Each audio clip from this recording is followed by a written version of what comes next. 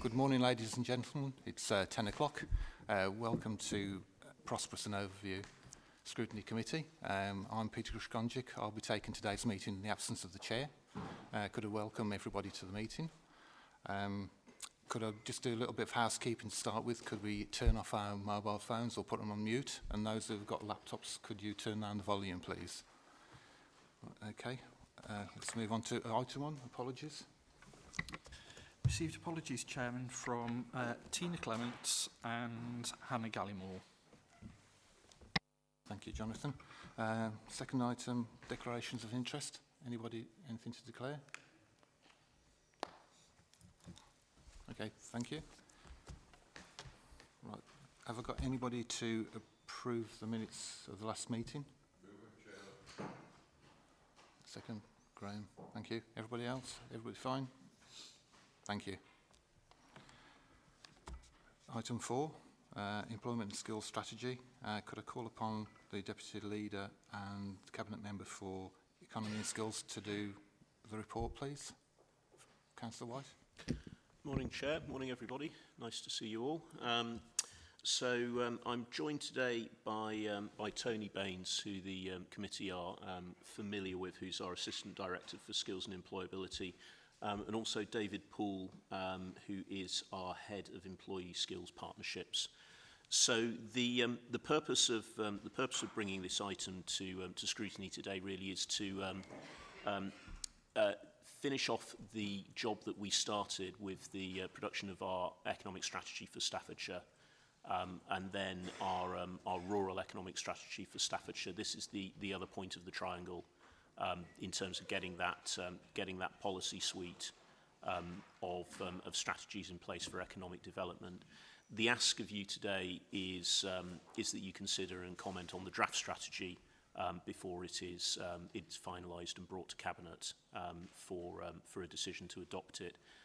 What I'm really interested in is that you give consideration to any changes, additions, subtractions, interventions, hopefully not wholesale changes or junking, but your improvement suggestions I'm particularly looking for. And then our aim is to bring this back to the committee 6 months after it's been adopted, and then to have it reviewed annually by you thereafter, if you're content to do so. Would you like me to quickly run you through the essence of the strategy? Yeah, okay, that's absolutely fine.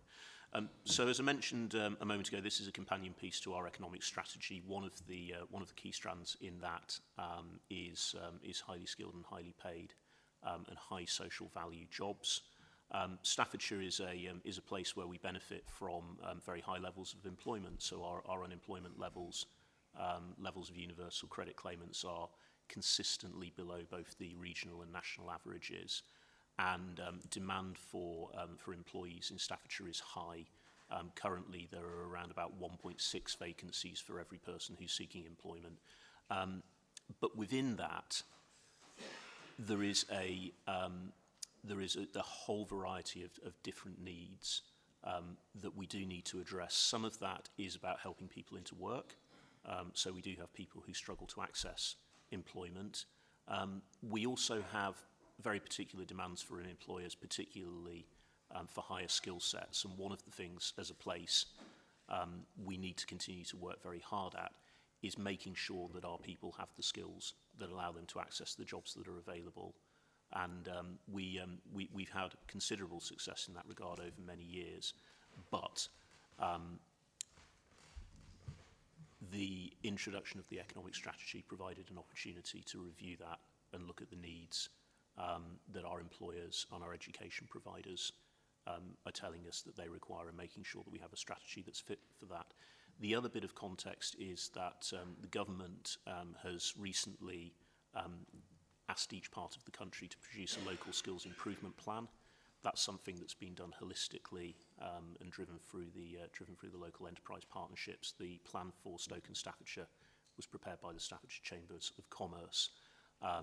And we very much view this as a companion piece to that piece of work, to give the Staffordshire county area voice to that process. In terms of the key strands of the strategy itself, and so that you have the opportunity to hear a different voice to mine, I might ask Tony to just run through those key strands, and then I'll invite David to make any comments he wants to, and then perhaps we'll go to questions. Okay. Thank you, Chair. Just as an overview of our strategy and our vision then, clearly, as Philip's mentioned, we're looking at how we support that higher skilled, higher paid, better quality jobs scenario, and that's our vision and ambition.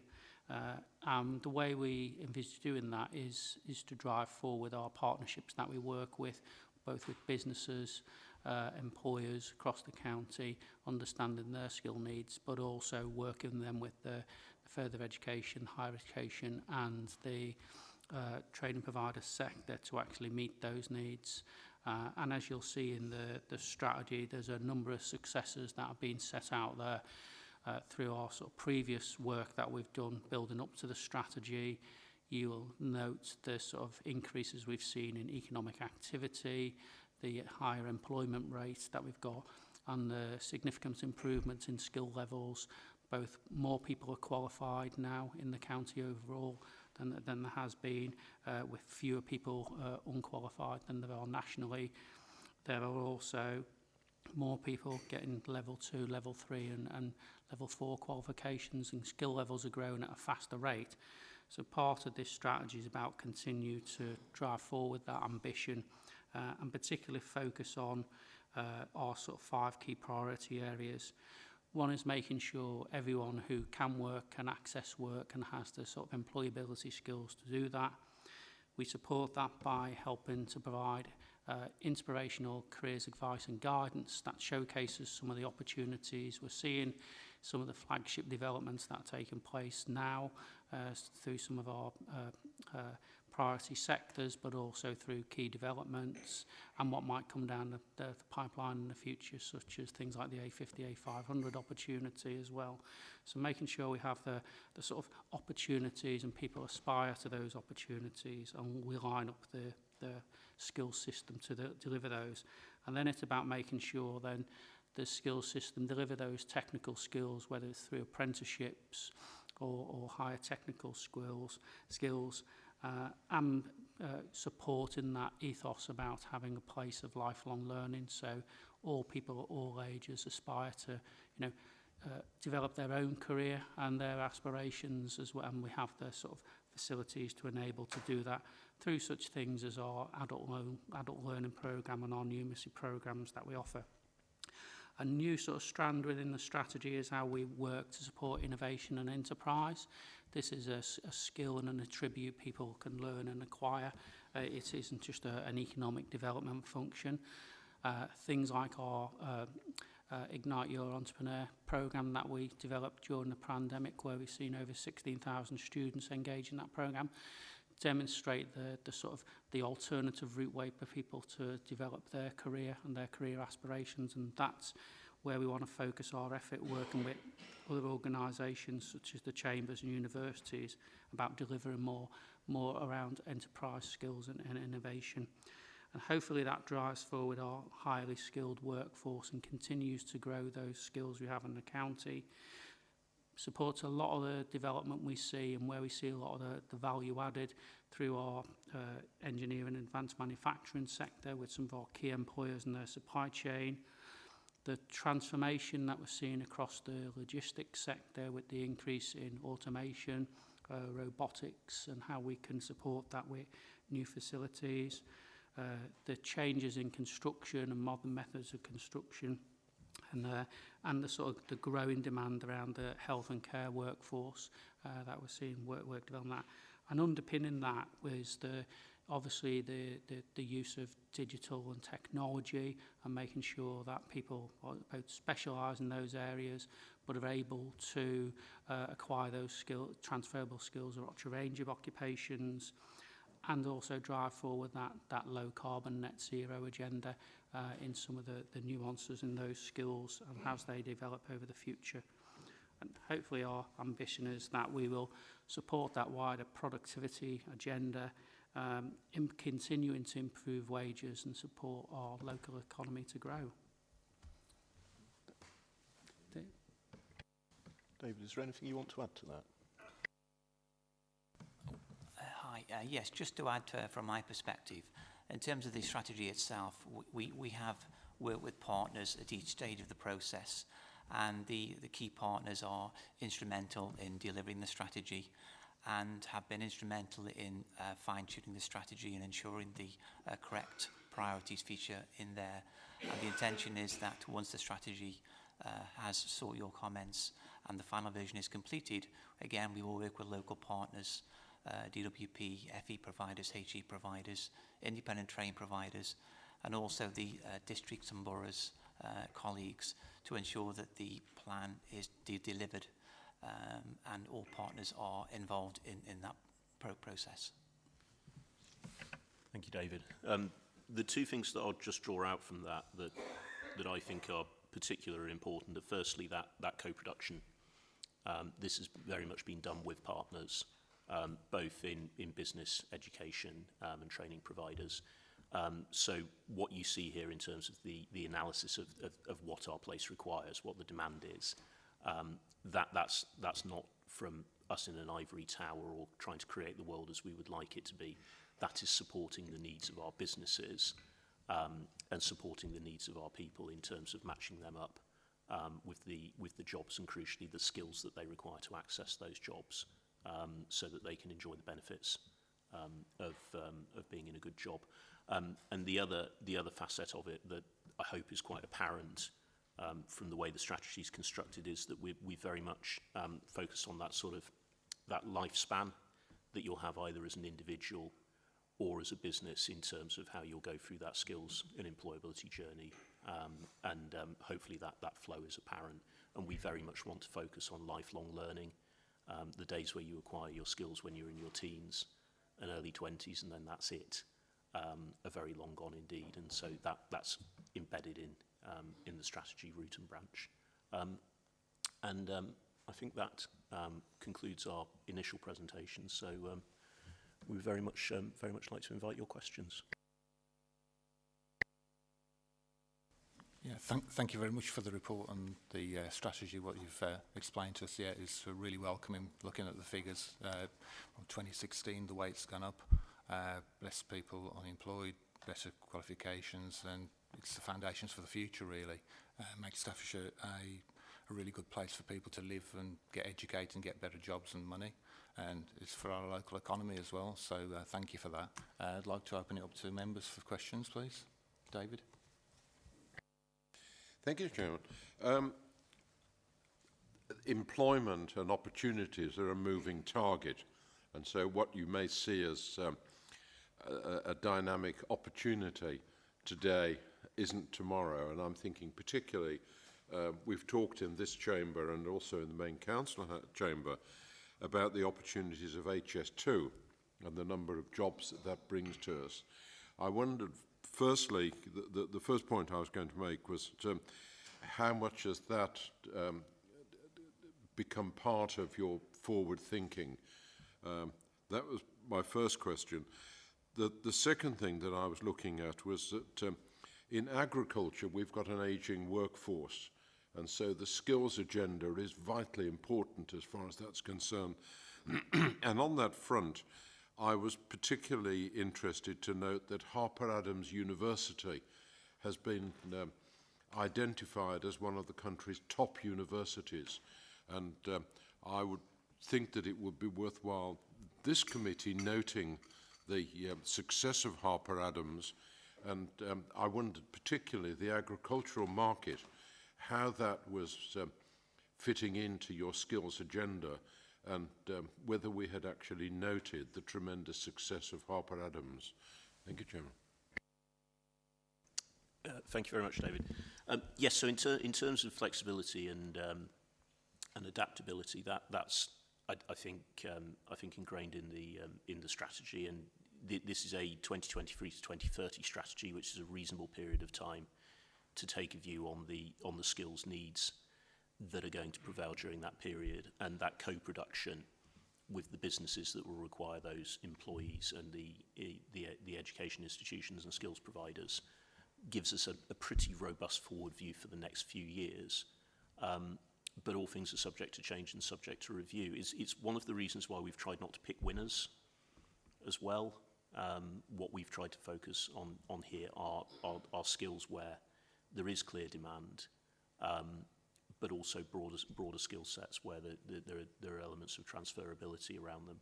But and HS2 might be a good example of that, possibly, in terms of changing requirements for numbers of skilled employees in the near future. Who knows? But yes, that's very much ingrained in the strategy. Regarding agriculture, the rural economic strategy identifies skills as one of the key facets of the needs of our rural economy. That ageing workforce is an issue, and so it's a direct concern of this council, and one of the reasons why we created that standalone strategy, that we're speaking to the needs of businesses and workers in our rural areas, and directly addressing their needs. And Harper Adams, yep, a great institution on our borders, in a very productive working relationship with Keele University within Staffordshire in terms of their veterinary school. And I know that there are other projects that those universities are working on together, and we have a very good dialogue with both. We think there are some good commercial opportunities potentially that might come out of that, as well as skills and training ones. So yeah, very, very much attuned to your comments around that sector. Just to come back, we concentrate so much on how we're making great strides. I mean, I say particularly through Staffordshire University into IT, but we tend to think, not necessarily from your point of view in the presentation today, but we tend as a community to think of agriculture as being dirty hands and a shovel.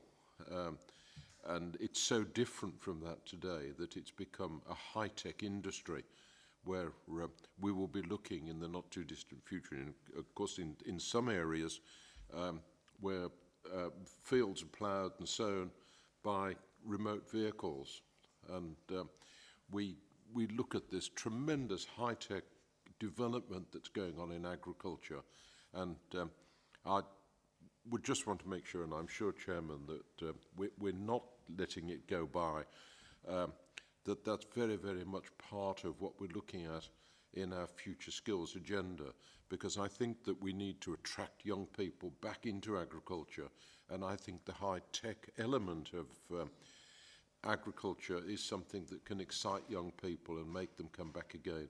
And I think that must be what we need to look at in supporting the Harper Adams University. Thank you, Chairman.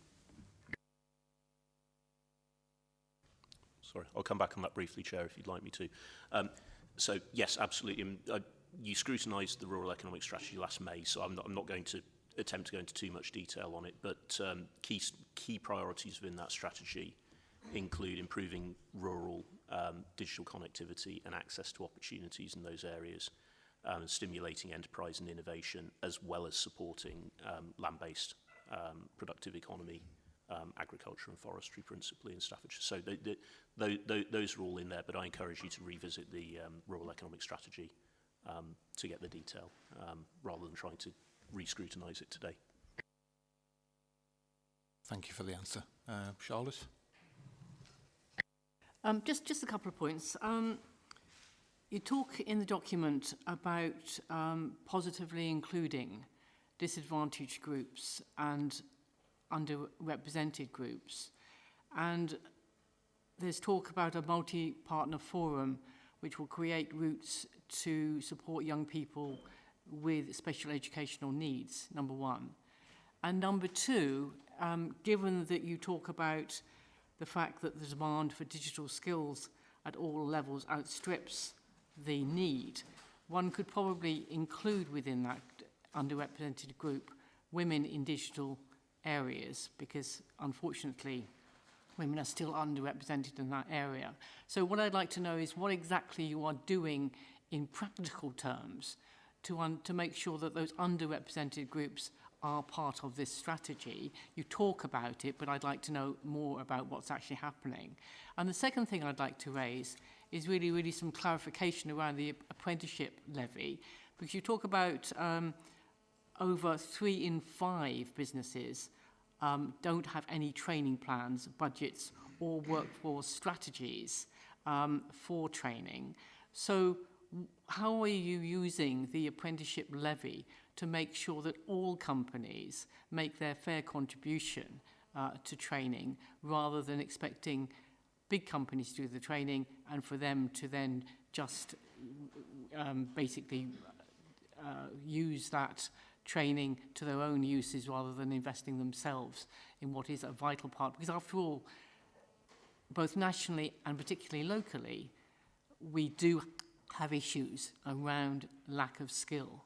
And that is underlined by the fact that that there are many vacancies in Staffordshire in high-skilled jobs, whether that be engineering, construction, health, or indeed in digital areas as well.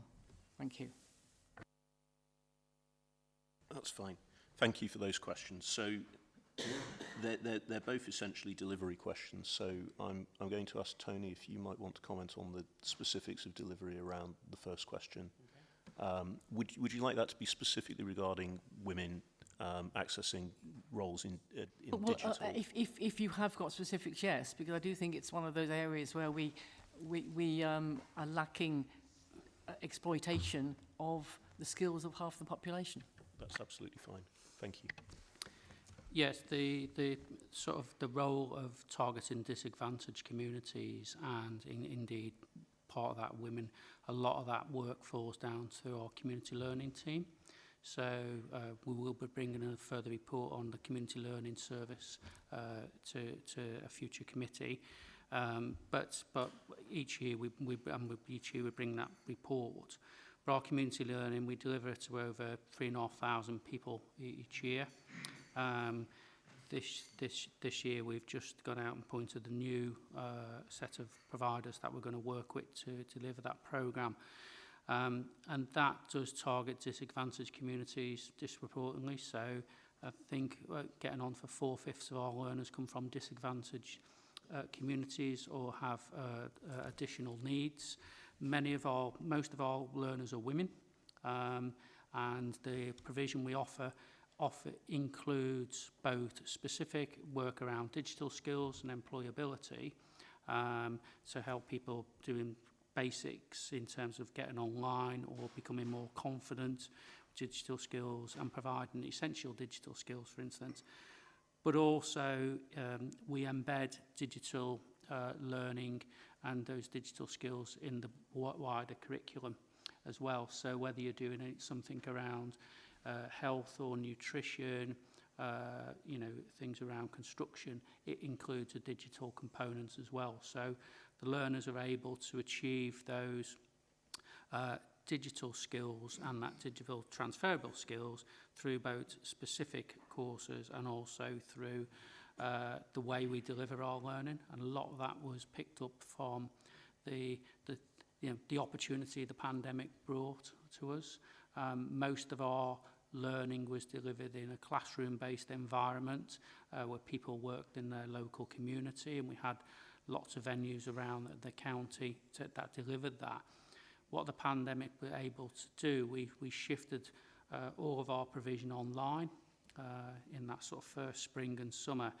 And now we've developed a network where we're able to do a blended learning approach for a lot of our provision. So people will be in the classroom for part time of the week, and then they'll be learning at home or remotely in a different place over the year. So we offer that both reach digitally and through community venues. So we've probably got about 50 or so community venues we're working out of for this delivery this year, including our own buildings, libraries that have IT facilities in.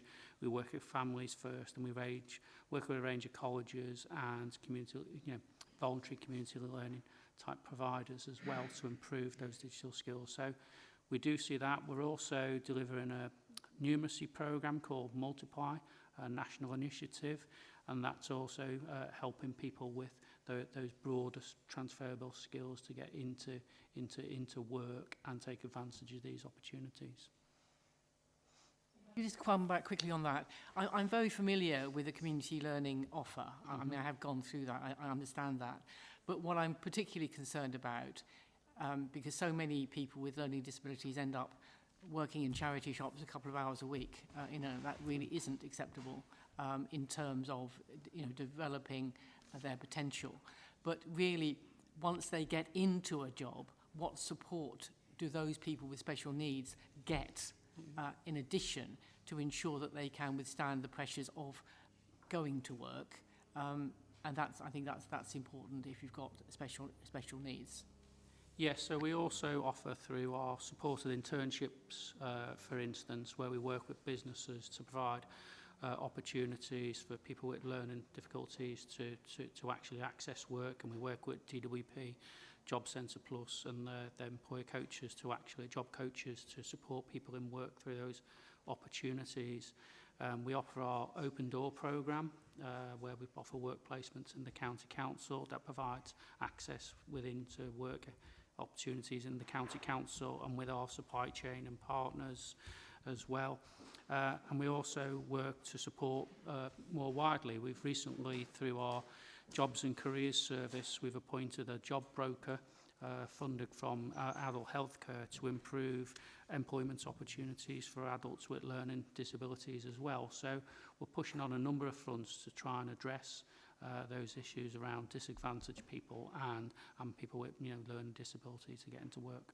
What sort of numbers are we talking about? Across the supported internships, the numbers are building back up because we lost a lot of placements through the pandemic when things shut down. So there is a small number. I think the biggest number we got to was about 50 or so young people on those placements.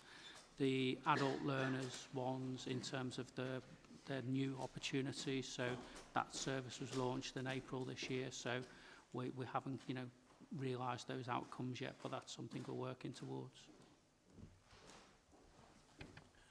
Would you...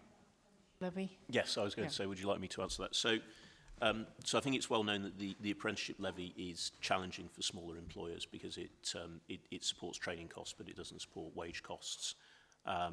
That's something that we've been in dialogue with government about for a number of years, as I know many other local authorities have.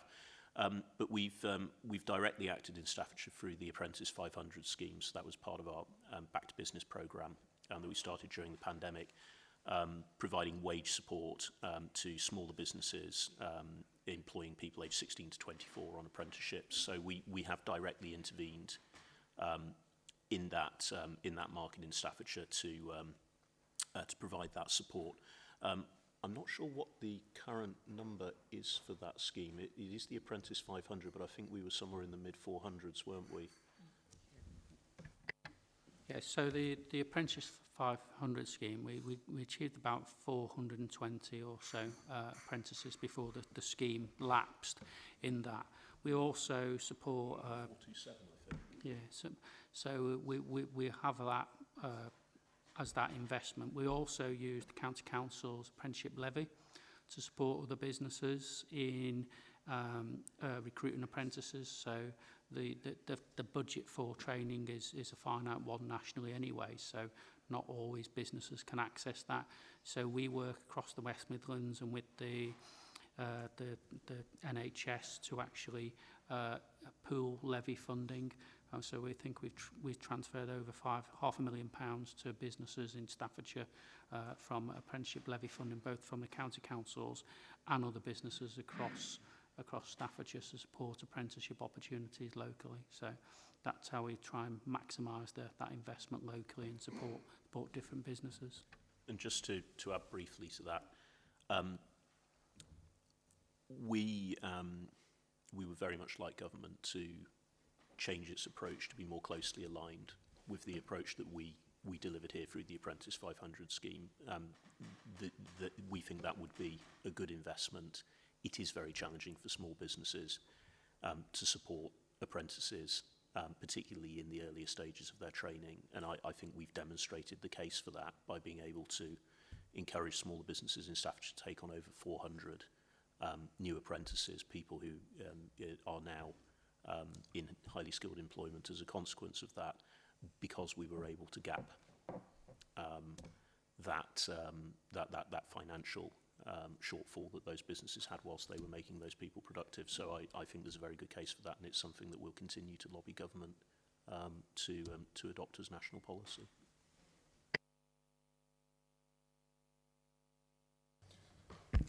Yeah, thank you, Chair. Yeah, as ever, a very comprehensive report, a lot of information in there, very useful.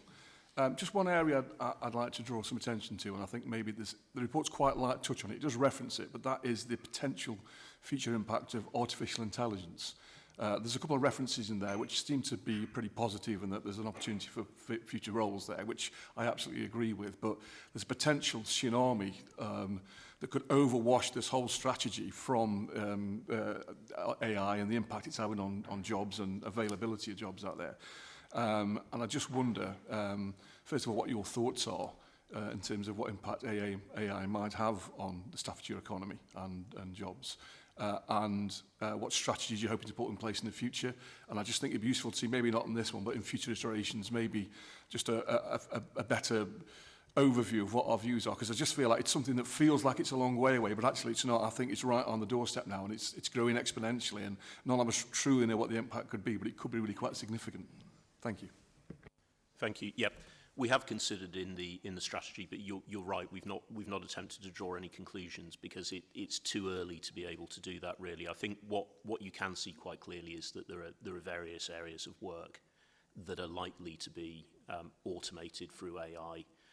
Automation is something we're familiar with as an opportunity and a challenge in any event in terms of physical processes. So that moving into what you might call intellectual processes is not a particularly surprising leap. I think the opportunity is we've got a shrinking workforce as a country, and so having the ability to take certain areas of work and have them delivered by a bot rather than by a human being is a good thing, provided two things are the case. Firstly, that it's the right activities, so that those activities are delivered safely and properly and in a way that people find valuable. And the second is we've got to right skill our workforce for the jobs that will be there. And if we get that right as a country, then it will solve a problem for us, because that shrinking workforce will be able to do the jobs that human beings need to do and be liberated from doing those other jobs. But the challenge is bridging that gap. It's making sure that we do that correctly, and so that's recognised in this strategy. We will need to see that develop, and we will need to adapt and overcome the challenges, but hopefully meet the opportunities. The final thing I'll say on that is we all know that productivity is a huge issue in this country, and there are a number of strands to developing a solution to that, but this is potentially one of those. Again, it's about having people in the right jobs and with the right skills to be able to do them. Thank you. David? Thank you, Chairman. I'm sure colleagues are probably well aware that in my division we've been working for some considerable time together with the county and the district in bringing a 10-acre high-tech site to the platform. This is now going forward for, I understand, a recommendation for approval in November. And what's interesting, and why I think it's a point for us today, is that high-tech development sites are quite different from sheds and the sort of things we have elsewhere in the county. And what this will represent is the only development of high-tech manufacturing units in the whole of Staffordshire. And so really very excited about what's happening. I mean, without wanting to be boring, a high-tech development unit unlike any other manufacturing unit, manufactures very, very largely in an office environment, and it's only the very end of the unit that actually is packaging stuff and sending it away. So high-tech manufacturing is very, very different to other sorts of manufacturing, and I look forward to that coming forward and starting to be built, and hopefully not too far into the future. And so I hope that that's incorporated within your strategy for long-term development. Thank you. Well, I think the short answer to that is yes, and I certainly I look forward to the decision of the Planning Committee at Lichfield District Council on that particular development. Sam. Thank you. I may have missed it, and I know that you deal for the 16 plus, but is this something you could take into the high schools for year 10s and year 11s? Because I'm going on past experience, the children at year 10 are asking to take the GCSEs, put in for their exams, choose their options, but some of them don't even know what they want to do at 15 and 14, yet they're being asked to make that lifetime decision that's going to carry them in. So something like this you could take into schools and just give them so many different options that they could look at. At the moment, they don't have those options, so they don't know where to go. Thank you. Yes, and that's very much one of the purposes of the strategy. So I mentioned earlier that the strategy is deliberately constructed as a sort of life journey, and that starts in childhood and through your education. As you most people, hopefully, they have a broad idea of what sort of thing they might like to do, and then they focus that as they move through their teens and into the world of work. So priority number one, ensuring that that people are work ready and can access employment. That work readiness begins in school. One of the programs that we developed again through the Back to Business scheme during the pandemic, and has been very successful, that I'd like to see rolled out in schools, is Ignite. So that's our entrepreneurialism training that at the moment we deliver to college students. We've delivered it to about 16,000 so far. David is the architect of that, so I might ask him to speak to it in a moment. But we're currently looking at the feasibility of rolling that out into our schools. We're in dialogue with schools about where that's most appropriately delivered. It might be in year 9 before the timetables get congested with GCSE activity. And what that also builds into is building more resilience in our learners. You'd be aware there's a lot of discussion at the moment about children struggling in education. We have concerns about the growing number of young people who are not in education, employment or training, which is an area where Stafford has been really successful in making sure our young people are in one of those areas when they leave school. But there's been a considerable growth in terms of particularly issues with anxiety and other things that mean that there's a bit of a fall off in that. Anything that we can do to build resilience, build motivation, seeing a purpose to your learning is really important to us, and Ignite's a good example of that, and it also teaches those sort of business skills. Secondly, inspirational careers advice, priority number 2, is directly aimed at people in the age group that you're talking about, that stage in their lives. We've recently brought the careers service back into the county council as something that we're delivering ourselves, and it's going to be a particular area of focus for us. I think for too many years it's been a Cinderella area for government, and generally something that people have just felt is a little bit too difficult to grip and to really make work, and I'm determined that we do that for the same reason. It's not so much about you when you're 14 or 15 saying, right, I am going to be an agricultural scientist specialising in seeds. It's, I'd like to work in something involving science, and I'm going to focus my efforts at school on getting well qualified so that I've got opportunities, and then if your view changes and you want to do something else, you'll have the qualifications and you'll be able to succeed in your working life, whatever you end up doing. It's building that motivation, building that resilience, really, really important. David, Tony, do you want to say anything in addition to that? I think on the careers and the careers in schools part, an important part that plays is not just the work that we do on our statutory role, through the Careers and Participation Service that we now deliver in-house as part of the County Council. We also offer a traded service, and we have over 30 schools and colleges who buy into that support as well. So we have good links now and better links into the careers servicing teams. We also work with the Careers Hub, which is a national careers and enterprise company funded scheme. That's in about 80% of the secondary schools, colleges across Staffordshire. We are investing in additional advisors this year to drive that forward to 100%. And that very much Careers Hub uses the Gatsby benchmark to be able to schools to self-assess about how well they're delivering careers advice and guidance for young people. It also provides the opportunity to link in careers and enterprise advisors from businesses. So we have a lot of business representatives who are able to work then closely with schools around careers and sort of the real world of work as it is today, and inform them about options. That is currently a sort of project with the LEP.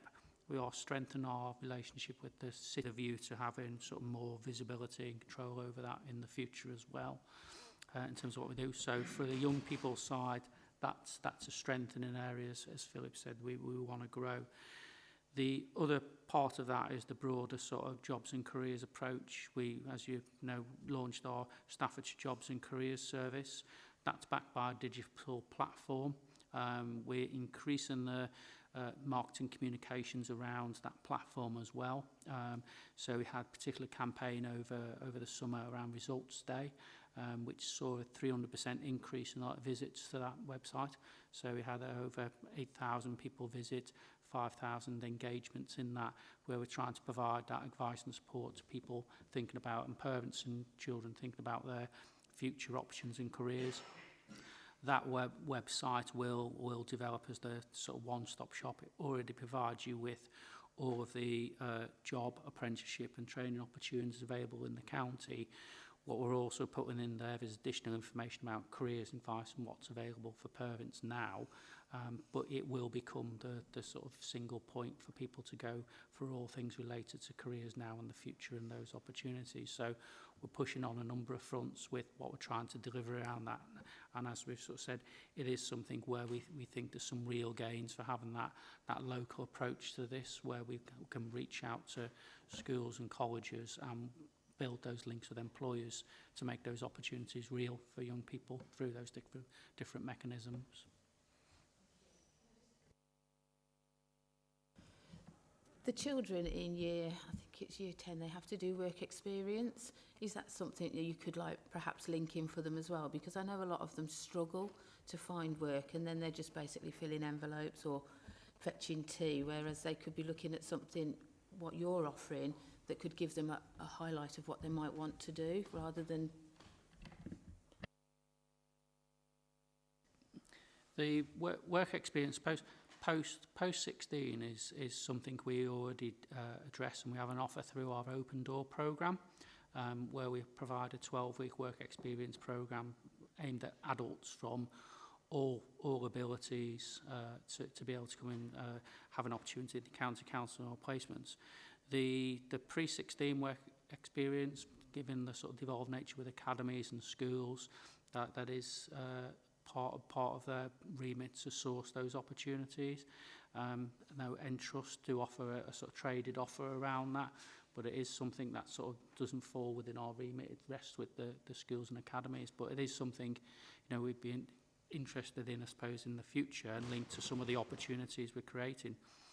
We are offering T-level placements this year, so we interviewed yesterday for T-level placements within the county council in the sort of business area, and we're hoping to start 4 T-level students over the next couple of months to work in the county council. So there are opportunities there.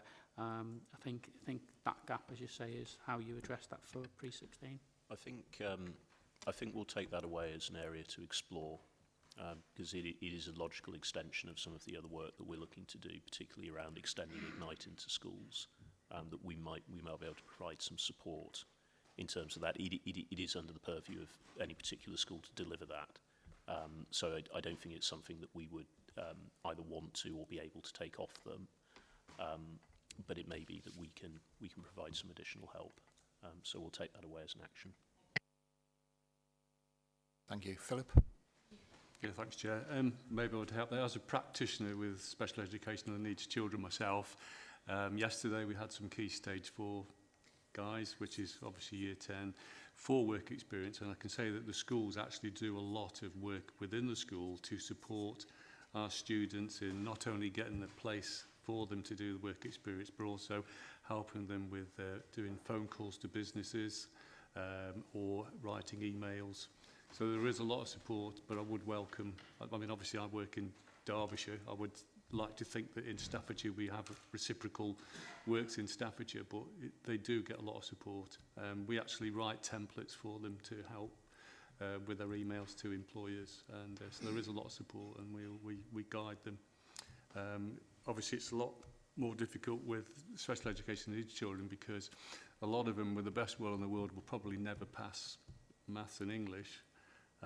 They feel we have to encourage them and support them to say that you do have skills. You might not be good at maths and English, but you do have skills, and it's to support them to get over the fact is that they're not worthless individuals. They're very good individuals that have a lot to offer our communities. So we do a lot of work in schools. So.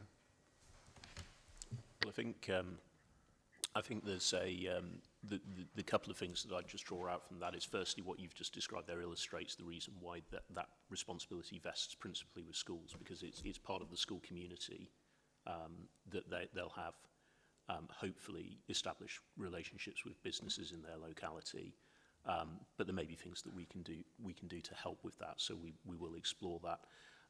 But it also draws out one of the other long-standing issues that I'm certainly very concerned about, which is that hard requirement to have your level 4 GCSE in mathematics and English before you can access further training and education, which is very difficult if you are a learner who isn't going to achieve that. And I think at the moment the system's a little bit unbalanced in terms of trying to push water up a hill sometimes, whereas what we actually need to do is to try and find ways to use the skills and qualities that those young people have that aren't going to include getting that level 4 in English and maths. So I think there's something there. That's national policy, but something that we have a voice in and a view that we continually express.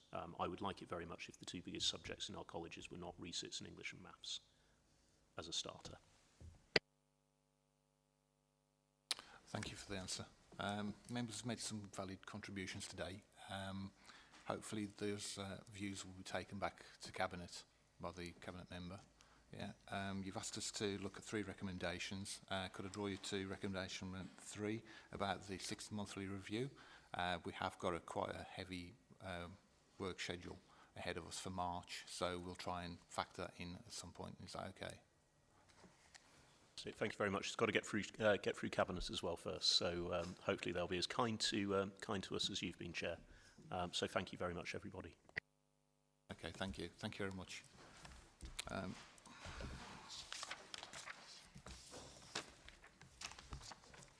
Right, moving on, item 5, we've got HS2 impact on Staffordshire update. So we've got Victoria Roberts, Chairman, and Paul Mullins. Okay. Just get the clicker.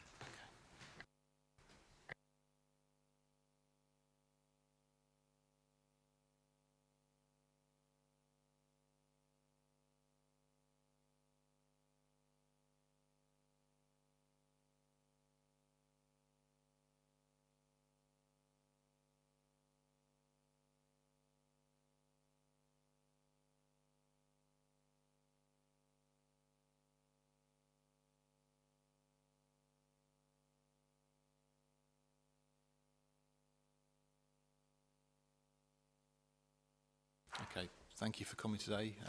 Over to you, Victoria.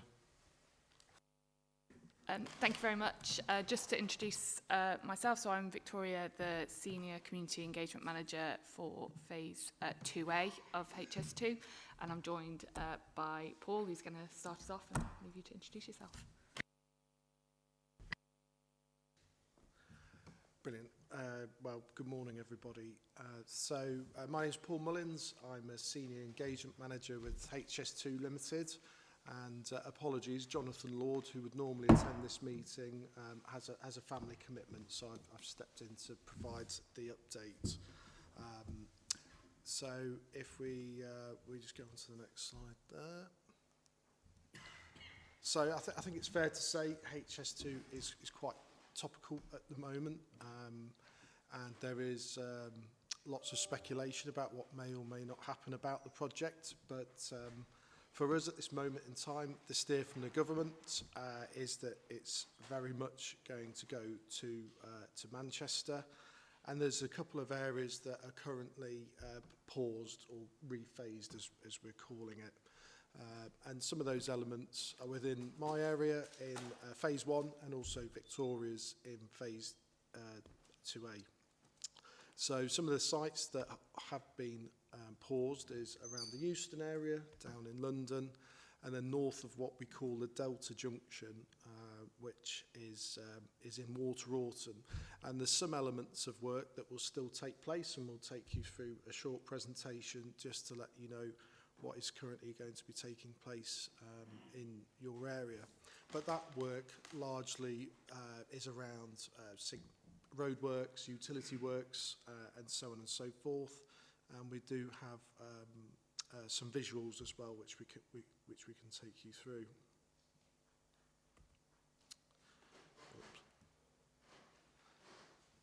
So hopefully, although at this distance you might struggle to see the slides, but we will circulate that, and this is also information which is in the public domain because we've created a number of local information leaflets, and we do have some engagement activities taking place. But in this area, Drayton Bassett to Swinfen and Packington, you'll see that there's works around the A5 and the Watling Street overbridge that will still take place, and around the A453 and Drayton Lane. What we have on the orange line is areas of work that will be paused. What we need to remember in a lot of these areas is we've probably spent the last couple of years preparing to start work. So that's establishing site boundaries, setting up internal haul roads, and also establishing some compound locations. So in a lot of areas where the works have been paused, we've only really done preparatory works anyway. But in some of those areas where we have done large amounts of earthworks and excavations, the strategy behind pausing those works is doing what we call hydro seeding. So we will go along those areas and we will seed it with like a mulch and seed mix, and then that will grow to regreen all of those areas rather than leaving them as kind of large brown strips or scars on the landscape. So anyway, back to the presentation, and in that area there's still quite a bit of work around there, around the A5. And then in the Whittington to Armitage area, again, we still have a number of overbridges, and our Cappers Lane compound will still remain operational for a lot of the staff that are based there. So still lots to do in this area. The A38, we're about to refresh our communications on that because we have currently one of the slip roads closed, and the works on there are still progressing, and we hope to open that again in springtime next year. But much like the rephasing communications, we will be going out and briefing local communities on that work shortly and providing them with an update. So a bit about the compounds. So as I said earlier, the compounds at Cappers Lane will remain a key base for our staff. But some of the compounds we will temporarily close, and that's around the A453, Sutton Road, Woodend Lane, and also Shore Lane, some of our kind of smaller satellite compounds. And those compounds will be secured. We'll have security strategies surrounding any areas that are paused. So that will be fenced off, secure. We'll have mobile security patrols, alarm systems, and still in some areas static guards to keep an eye on these areas that are paused. And then utility diversions, we did, and we will continue with some of the major utility diversions. So works will progress on those too.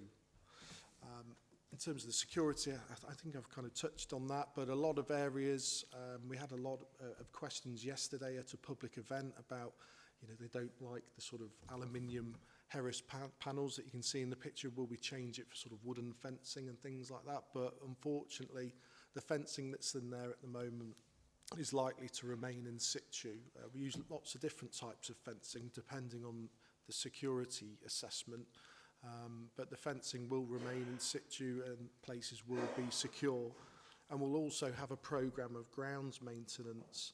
So we'll be keeping those areas neat and tidy and continuing with environmental monitoring in those areas.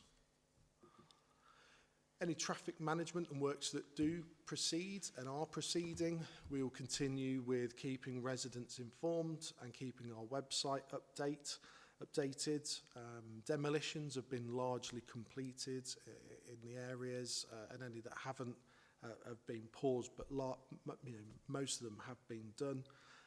We have assessed some of the public rights of way and where we've had temporary closures, and we will review any that we can reopen, but given the works that's already taken place, that could be a struggle to open them safely, so diversions will remain in place. And things like the community funds, they will remain online, and supporting local schools with STEM activities and working with jobs brokerage schemes and all that kind of good stuff, that will still continue because we're still incredibly busy throughout this whole, slightly south of this area, because obviously the phase between Old Oak Common and Birmingham has been prioritised, so that's still very much full steam ahead.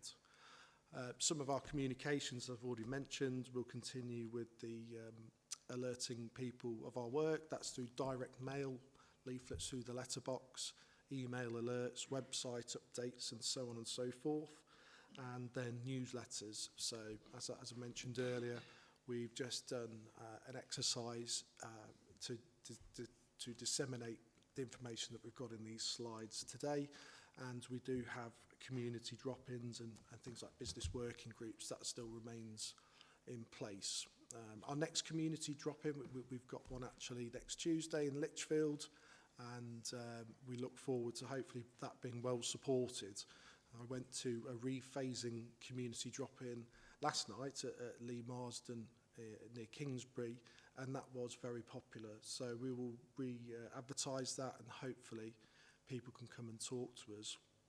Although from the conversations last night, I think there are a lot of frustrated people and people that would like to understand the speculation, but at this moment in time, we're following the government's orders, and we're unable to comment on the speculation or the what-if scenarios, of which people are raising quite a few. So that kind of concludes the phase one update. I just wondered whether there were any questions now, or whether Victoria wanted to do her update, and then we take questions at the end. I'm happy. Members, David.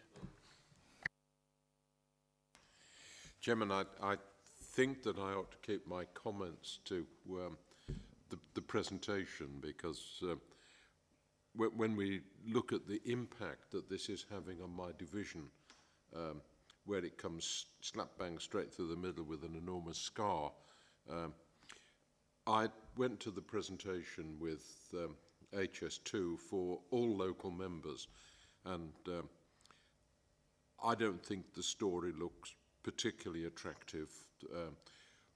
We've got a situation where all the major infrastructure areas will be completed, but there won't be any joined up writing.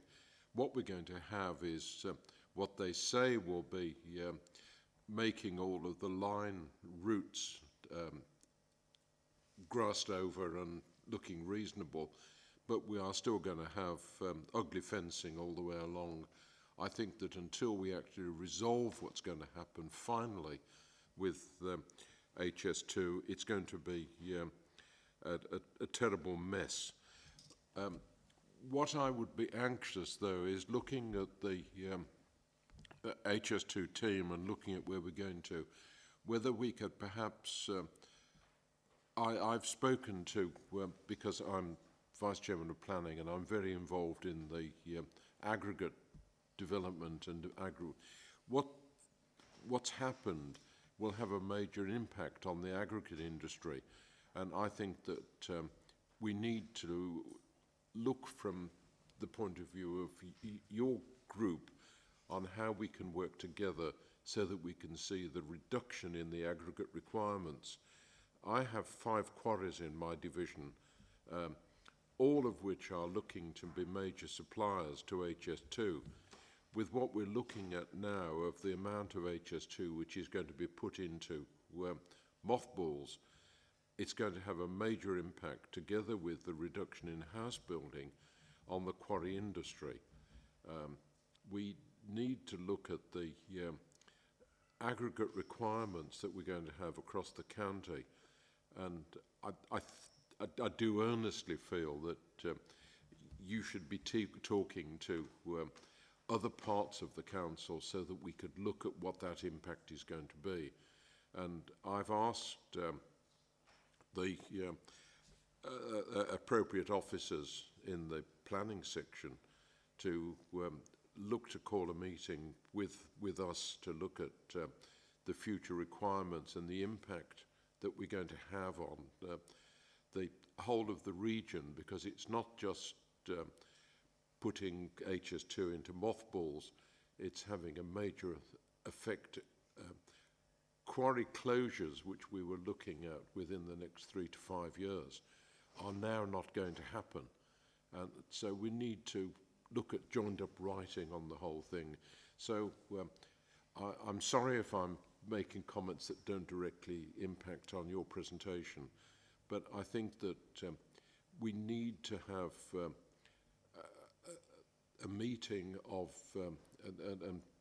members, particularly, and officers, to look at the total impact of what we've got. Are we going to have at Lichfield a railway line that goes to nowhere, or are we going to make an argument politically that we should be looking at a terminal station there where the line does actually go somewhere? I think that there's the opportunity for us to argue the case for a station, possibly at Fradley or somewhere like that, where we could actually see the benefits to North Birmingham and to Staffordshire of a station that would, at least if it was only until the completion of the line, or taking the Michael Fabricant view that we should, following on from the end of HS2, that we should link up with the West Coast Main Line and provide a fast route going north. I'm sorry if I've taken you beyond that, but I think that issues that we need to be looking at. Thank you. Yeah, definitely. So probably a couple of things there. There's the understanding the current impact to this supply chain with some of the rephasing and working with that supply chain, which I know from Balfour Beatty's point of view would definitely be very interested in that. And then the second part is probably if and when and what the government announcement is, taking a view. So we could definitely, you know, people's got Victoria's details, and that's, you know, certainly with the first one, that's something we can action pretty soon. And the second one, I guess we probably need to understand the bigger picture until we can cross that bridge, maybe. Is that okay? Sam?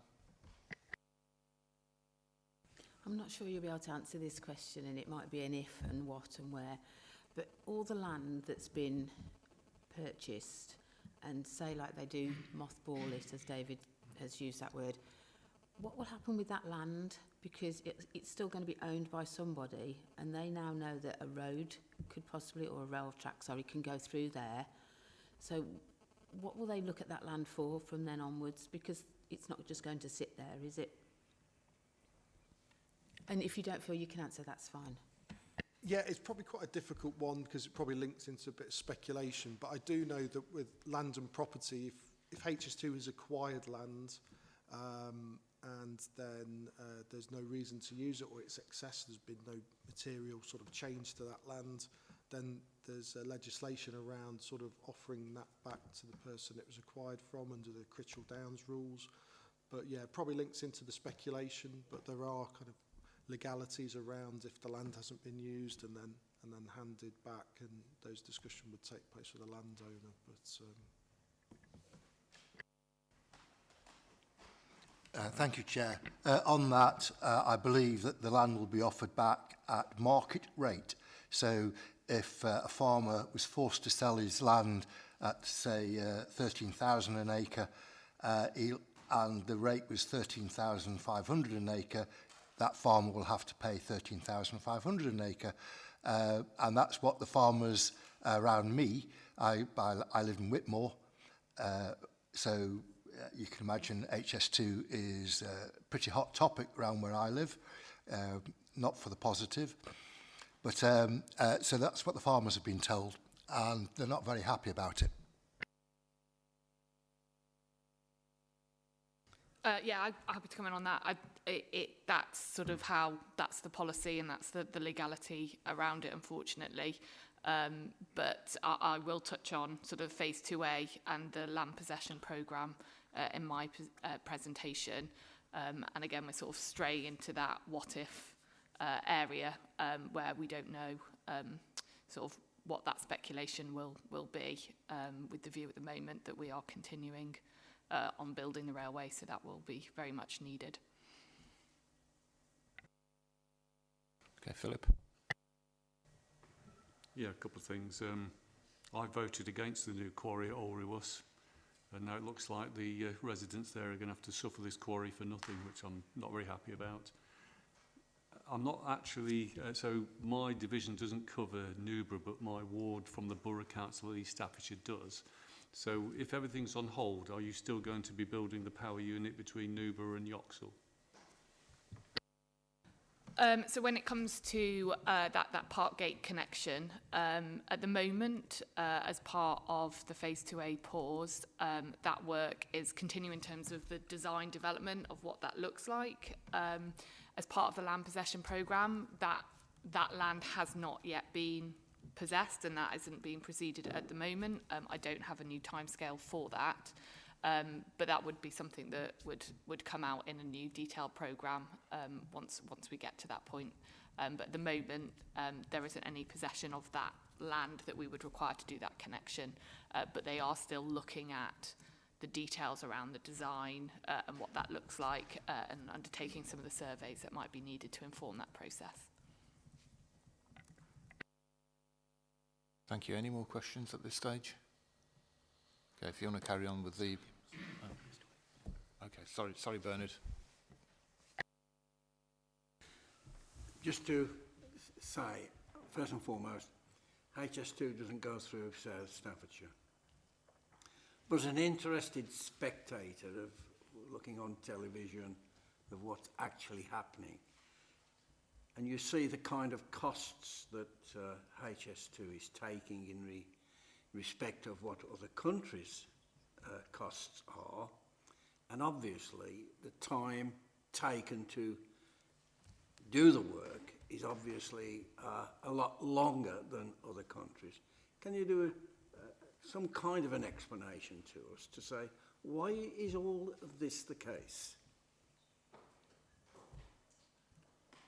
So I can't comment specifically on particular costs of particular aspects of the project, but I think if we're looking at the country as a whole and comparing it to other areas of high-speed lines, we're a much more densely populated country, so we've got a lot more engineering challenges to get through that.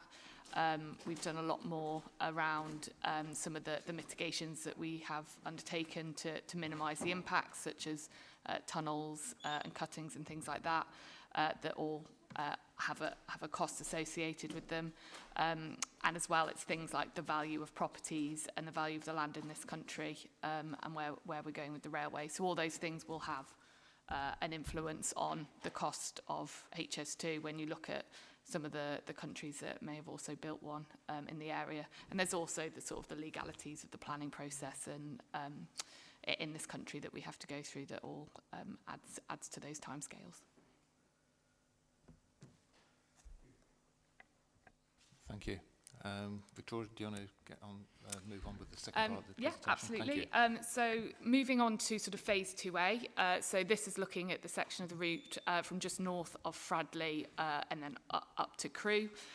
So as we, as Paul touched on at the start, earlier in the year, elements of phase 2A were put on pause as part of this rephasing of the programme as directed by government. What this pause means essentially is the main construction work, so the main civils work between Fradley and Crewe has been put on pause for 2 years. So there's sort of a 2-year delay in that activity starting, which will mean that some of our preparatory work that was planned and needs to take place before that main construction work has also been rephased to align with that new main civil work programme. However, we are continuing with some of the preparatory work that's already underway and our land acquisition programme. So some of the work that we are continuing, so the early environmental work programme, so that is where we've been creating new environmental sites. There's around 81 across the whole of the phase 2A route. Most of those sites have been completed. There are a few that haven't been or started, and where we haven't started that work, they will be rephased later into the programme. But the majority had work underway, and so the majority of those have been now completed. So we're now moving to maintenance of those environmental sites, so things like pruning, grass cutting, and general sort of maintenance to ensure that those sites can establish and mature before any further construction works happen, so that they're ready for any wildlife to move into.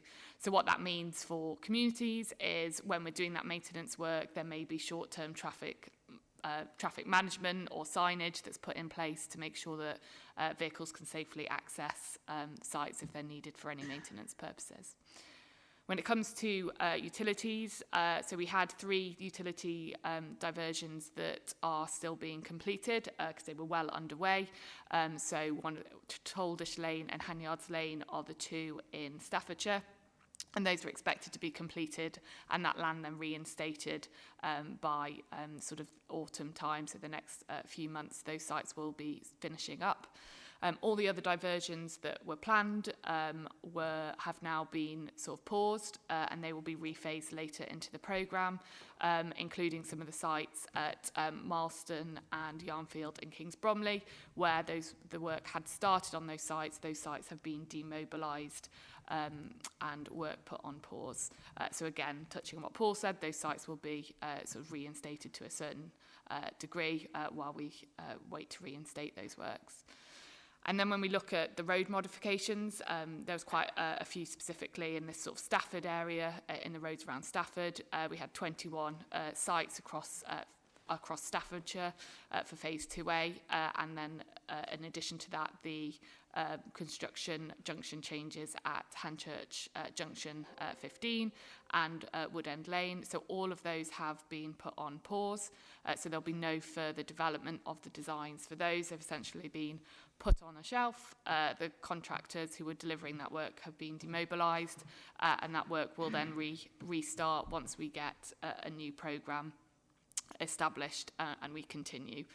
I think importantly, in the background, we are still working on developing the design of the actual railway, so that detailed design, so all the surveys that have been undertaken from the ecology surveys, utility surveys, those have all been feeding into the design development, and that process will still continue over the next few years so that when we are ready to restart that construction, that design is in a good place. The other element that we are continuing on, and we touched on this slightly, is the land possession programme. So under the Act, the HS2 Act, we have a limited time in which to acquire all the land. So those powers mean that we need to continue with that possession programme and ensure that that is continued as planned. So we are still moving forward and possessing the land. We're doing that in these sort of what we call super shapes, so large sort of shapes, and we're getting all the land from landowners in one swoop.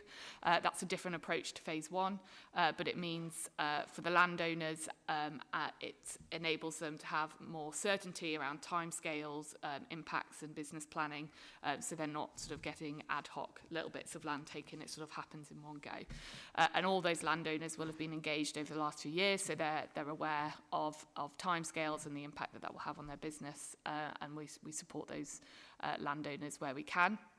In recognition of the fact that some of this land we now won't need for a period of time longer than previously expected, what we are doing is we're looking at things like farm business tenancies, crop licenses and things. So we're having those conversations with landowners so that they can continue to farm that land whilst we're not in need of it. So whilst it's in the ownership of HS2 or the Department for Transport, it's still land that can be used by those farmers. So it's not sort of sitting there not being used, where for whatever reason, whether it's a landowner's decision or there's a programme reason, we aren't able to do that, we will then maintain that land appropriately in terms of keeping it in a good condition, weeding, strimming and that sort of thing.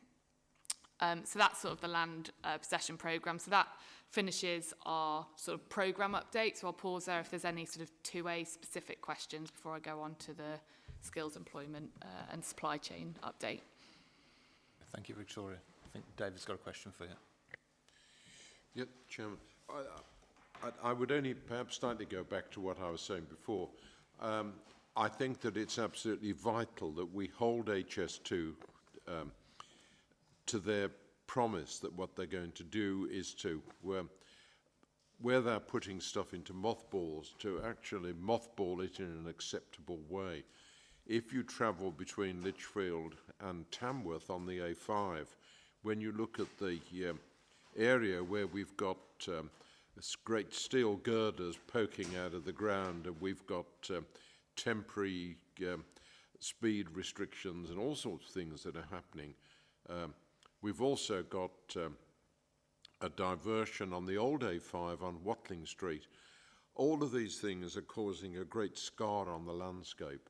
And we don't know how long HS2 will go into mothballs and if it'll ever come out of mothballs. And so I think it's vital that we pressurise HS2 to keep to their promise of making good those areas that we've got, and they don't end up with a scar. I would also say that we ought to have a look at public footpaths, because where we've looked at temporary diversions of public footpaths, those have been done under the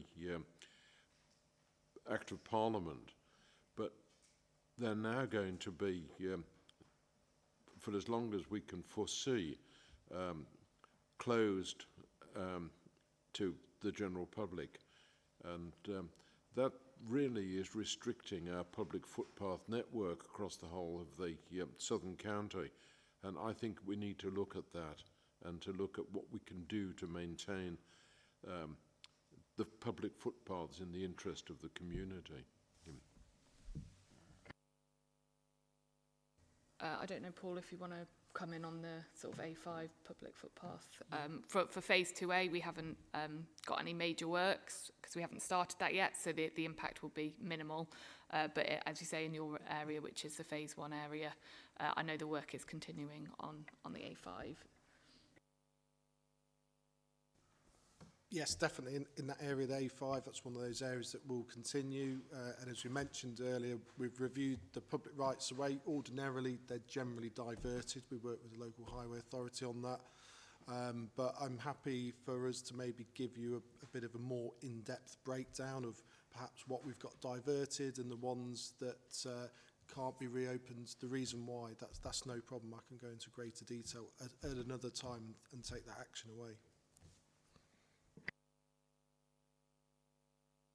Thank you. Pip? Thank you.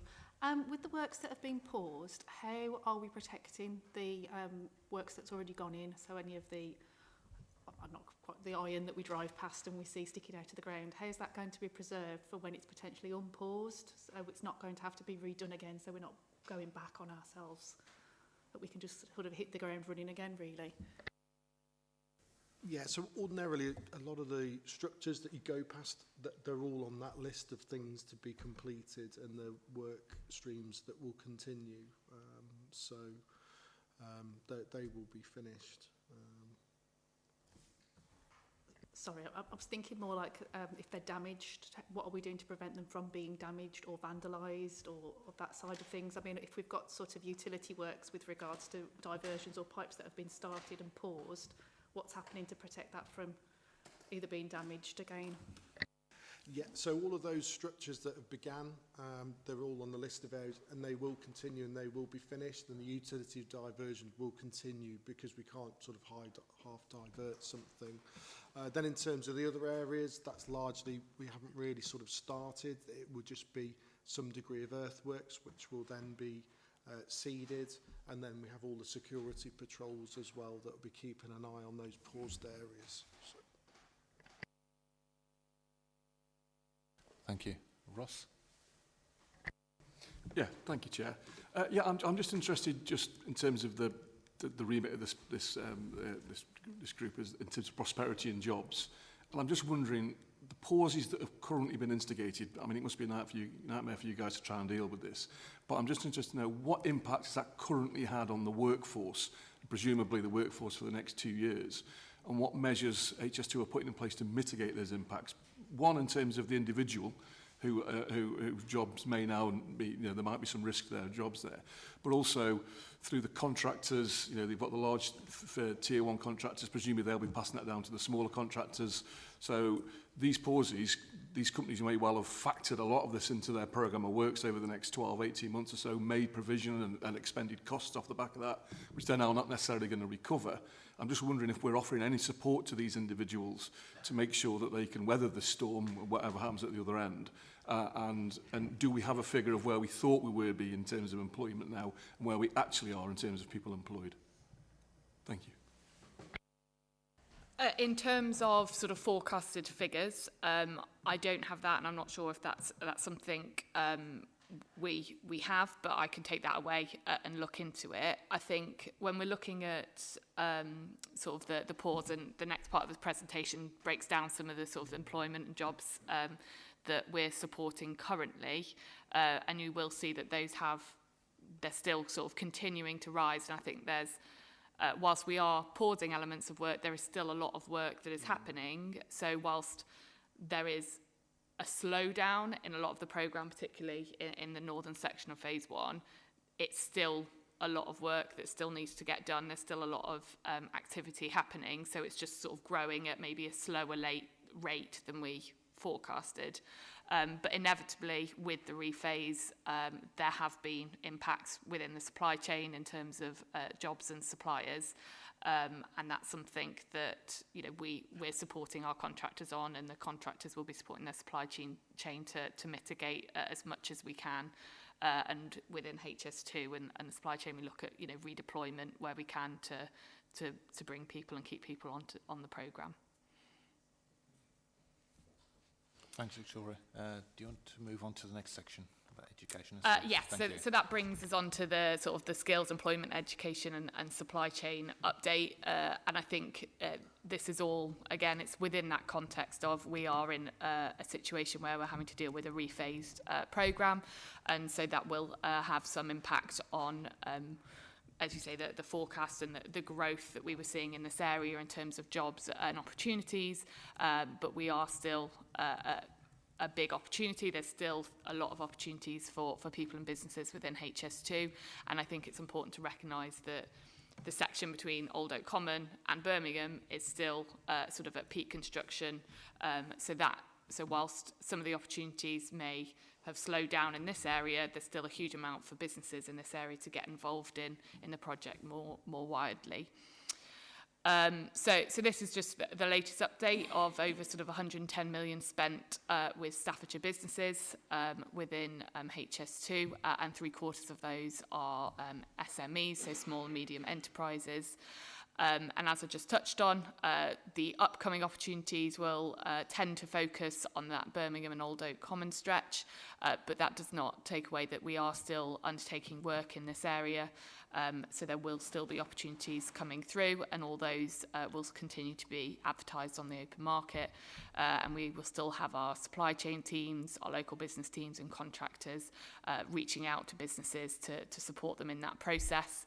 And again, it's all through the open platform of Compete For, and we've got lots of resources on the HS2 website, so any contracts will be advertised on there, and you can see who wins those contracts, get in touch with them and see if there's something that businesses can offer. So there's very much my message would be for businesses to continue to engage with HS2, to continue to explore what those opportunities are, whether some of those opportunities will be slightly later for phase 2A than we previously imagined. That just gives us a little bit more time to reach out, engage with some of those businesses and help them understand some of the things that we will be needing down the line. When looking at the jobs and skills, so we came and updated you in January, and those were the figures on the left side of the table, some of the figures that we talked through. And we can see now over the last 6 months that we are continuing to grow those stats in terms of supporting people. So HS2 Limited, the direct company, we're now employing 94 people from Staffordshire, one of which is myself, which I'm proud to say. In terms of workless job starts, it's great to see we've seen a 39% increase in Staffordshire workless job starts. So that's really great to see that we've got 92 people that have now started on the project. We've got 52 apprentices in Staffordshire working on HS2. And then the further figures look at the West Midlands side. So we've got 47% of jobs are being advertised are sort of West Midlands based, so sort of Birmingham and northward. So there's still a huge amount of opportunity here. We're still growing as teams. So there's still a huge amount that we want to do to make sure that people can get involved and work on the project. And all these jobs are on our jobs board, which is on the HS2 website. So all the contractor jobs, all HS2 jobs go onto that site, and people can reach out, ask any questions, and we'll support anybody who's interested in some of those programmes. And this is just one example of Alp, who was who lives in Lichfield, and he arrived in the UK in 2021, and he's now, after being unemployed for 11 months, now working with the contractor Balfour Beatty Vinci in the area as a materials technician. And that's something that happened as he sort of reached out and engaged with that skills employment team that the contractors have on the ground. So it's always about making sure people reach out to us and explore what opportunities there could be, because there's lots of different things to grow and get skills within HS2, and we're still pushing through that programme because there's a huge amount of work that still needs to be done by skilled workers.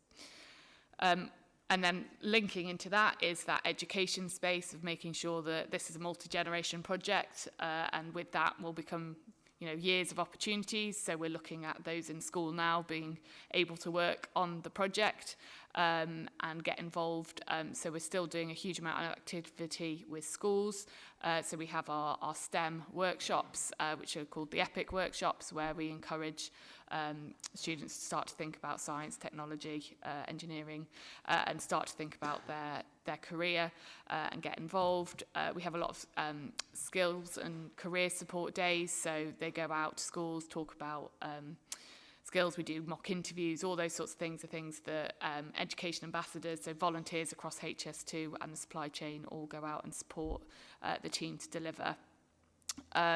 So in terms of Staffordshire, we've had sort of 20 different schools that have been involved in activity over the period of April to September. And we also have schools working with us through the resources that we have available. So we support teachers and schools themselves to drive some of the key messages that we're working towards in the programme. And in terms of, and that's, you know, directly through HS2, but our contractors have also got skills, employment and education requirements. Some of these, you can see it's a bit small on the slide, but you can see the huge amount of activity that they're doing to reach out into schools. So that includes career days, mock interview days, again, STEM subject days, and it's all about working with those schools to find opportunities. So there's a huge amount as well in terms of work experience and touching on what was being discussed when we first walked in. We've been supporting schools and 32 work experience people just across phase 2A and our Balfour Beatty contract to come out and spend a week or so with HS2 staff to learn more about the opportunities within the industry. So there's a huge amount of work that the teams are doing in this space to sort of drive that engagement in the project and hopefully continue to drive forward those job opportunities as people move on to the next stage of their career. And this is just an example of the STEM activity of a recent one at Burton upon Trent, where they took part in a number of activities looking at how to be sort of resilient, innovate, and sort of push the boundaries from that STEM point of view. And I did one recently in Stoke as well, which was a really fantastic day, sort of designing stations and seeing people get excited, and all the ideas that they were coming out with were, some of them were fantastic, if a little challenging from an engineering perspective, but I think one day we might get there. So really exciting to keep driving through and seeing that next generation get excited in the construction industry.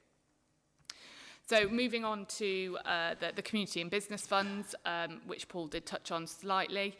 I think this is key to stress, is that these funds are still available, both in phase 1 and phase 2A, despite the pause. So in total, there's £45 million in the funding pot, 5 million of which is for phase 2A. And as you can see, some of those funds have already been put to good use. So in Staffordshire, we've awarded 30 projects, totaling 1.435 million for phase 1. And in phase 2A, we have awarded 9 projects worth £302,000.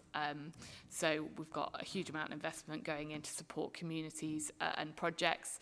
And there's a further 154,000 that has been awarded, but it's not yet in the public domain as they're going through their final terms and conditions. So there's a huge amount of money and funding available to support local communities that are impacted. There's more information about these funds, but essentially it's all around bringing a benefit to some of those most disrupted. So that could be improved facilities for a village hall, it could be school playgrounds and things like that. So a couple of examples. In sort of phase 1 in Shenstone area, we awarded £70,000 to save the 13th century listed church tower, so stabilising and repairing that church for future generations, which is really a great project to see. And then in phase 2A, we awarded £75,000 to the Madeley White Star Football Club, and that's to help create a bespoke community and sports hub. So a place to provide a community base for encouraging more people to get involved in sport, and also a wider group for communities, place for community groups to use and meet up. So there are a couple of example projects. There's lots on the community website, and if anybody has any ideas or potential projects, then please do reach out to us. We're happy to sort of talk it through. They're managed independently by Groundwork, but we're happy to have that initial conversation, give a bit of guidance, and Groundwork will be able to support people through any application process. And then outside of the community funds, our contractors also have a requirement to do community investment. So as part of their contract, they have to support local community projects. So some of the things, it might be volunteering hours or time, it might be providing materials for something. And so those projects are sort of happening across the whole of Staffordshire. And this is an example of some volunteering in Fradley, where a team supported the care home to revitalise their outdoor garden for residents living with dementia. So all those sorts of things, if there's little projects happening, then again, please do reach out to us. And if it's something that we can do through our contractors to support, then we are happy to do so. And this is another example around Manor Primary, where they've provided sort of picnic tables, bird tables and a playhouse to sort of bring further support and to that community there. And that's the sort of end of our updates. I'm happy to take any questions more broadly on the sort of skills, jobs and business supply chain. Thank you, Victoria. Have the members got any questions?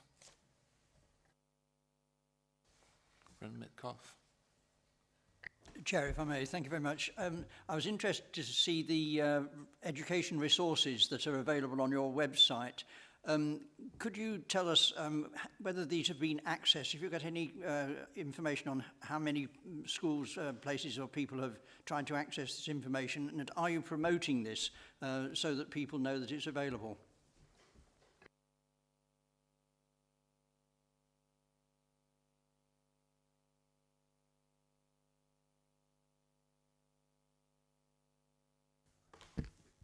Thank you.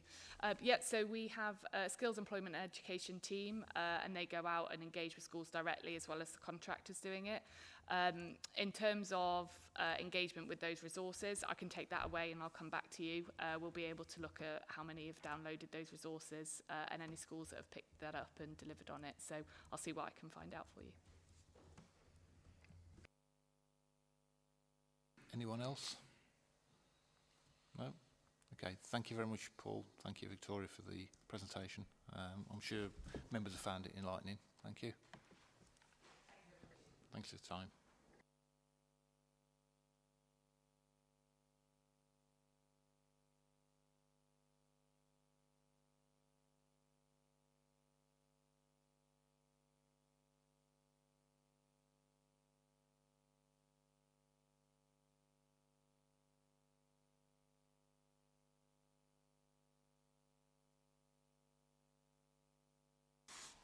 Item 6 on the agenda, the Highways Transformation Progress and Performance Quarterly Update.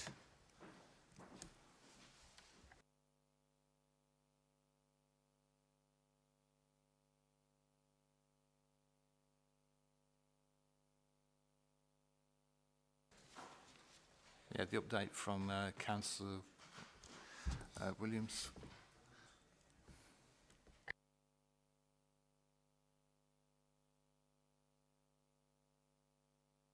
Apologies, Chairman. Bit of a computer delay. Hi, members. This is the 9th quarterly update to the Select Committee on the Highways Transformation Programme that we brought to you. Over the summer months, work has been progressing on the development of the new contract functional specifications, using the template that this committee provided useful feedback on, as well as the Cabinet in July. The customer journey design work with improvements on the programme to be delivered in the spring, and lots of other back office transformation enabling activity to support the new operating model, including the redesign of health and safety procedures and systems and a redesign of ICT software systems. And we'll say more about those items next time. Today I'd like to focus on the programme of the Essential Extra Investment Delivery Programme that we've been utilising over the summer. The drier summer months are the main road repair season in the calendar, and excellent progress has been made. I'm going to hand over to officers who are going to showcase the completion of several major capital maintenance road renewal schemes, the vital high-value pothole prevention surface treatments programme, and the £2 million members priority pothole programme. As always, we'd be most grateful for your feedback on the overall programme and any first-hand experiences you may have had. Any lessons learned will be taken back and used to help inform future delivery systems and procedures. So at that point, I'm going to hand over to James and David, who are going to provide you with the details of this year's works.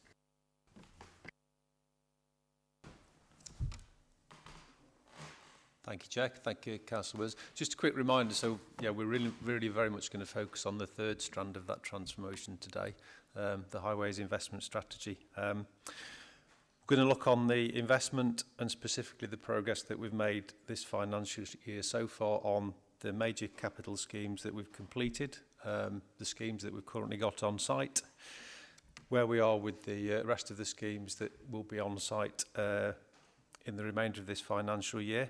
The high-value pothole preventative surface treatment programme that we've been delivering, and then finally, but by no means least, the £2 million members priority pothole programme.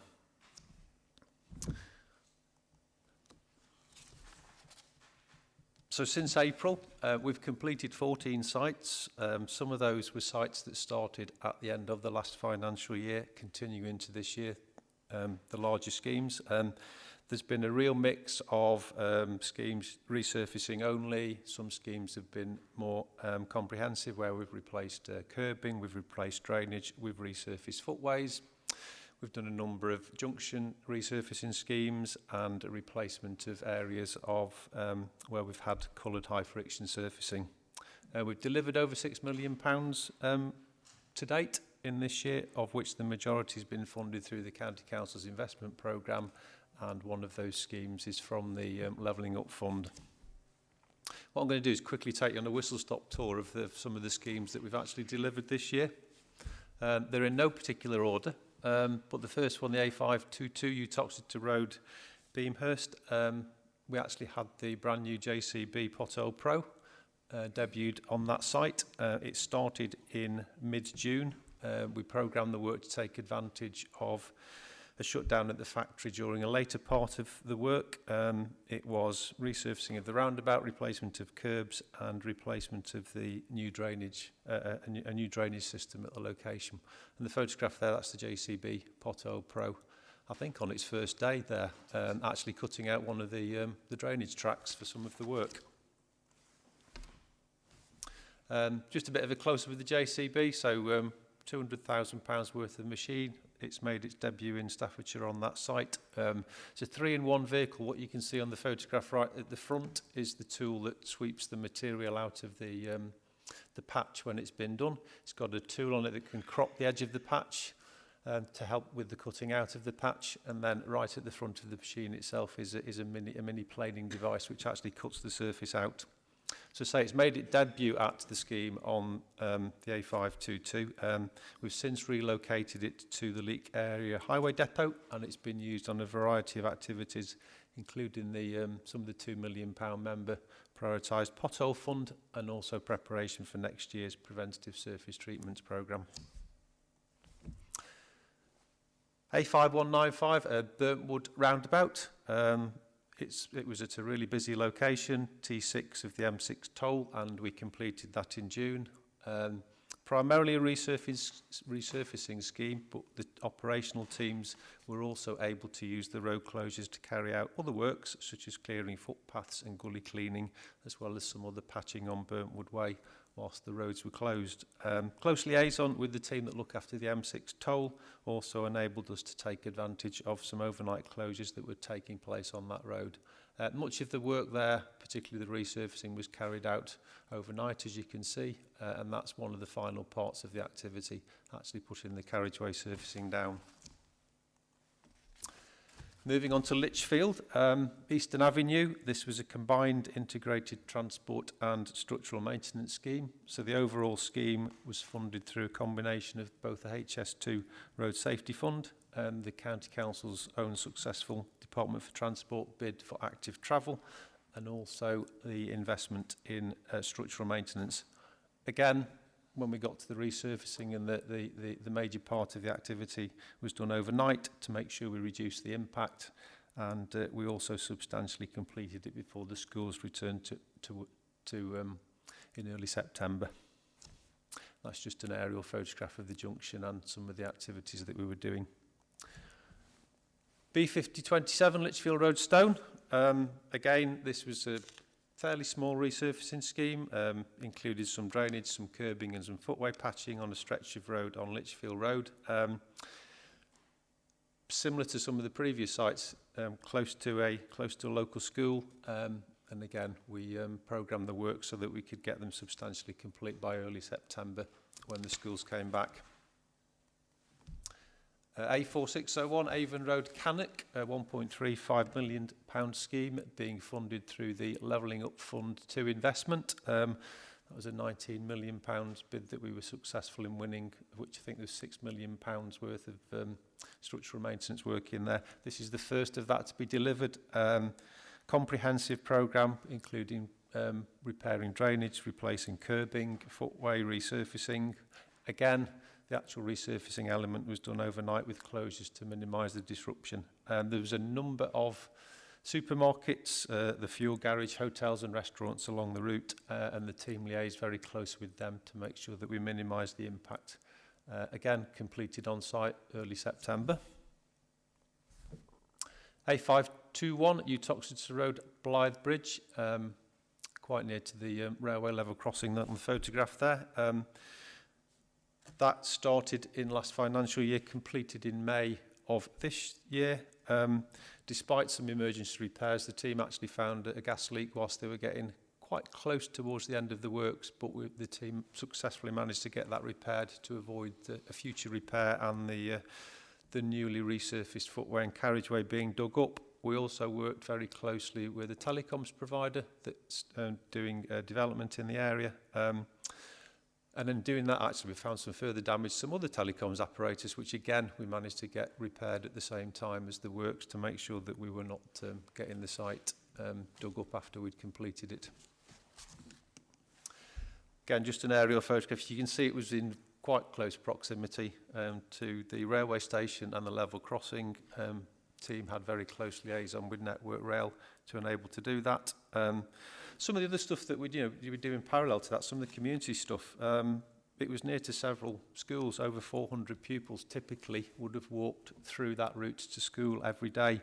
So the team identified very early on that keeping those children safe on the way to and from school was obviously very, very important, and they had very close liaison with the schools about the activity, visits to schools, explaining how we could make sure that everybody could continue to get to and from school safely, but also safely.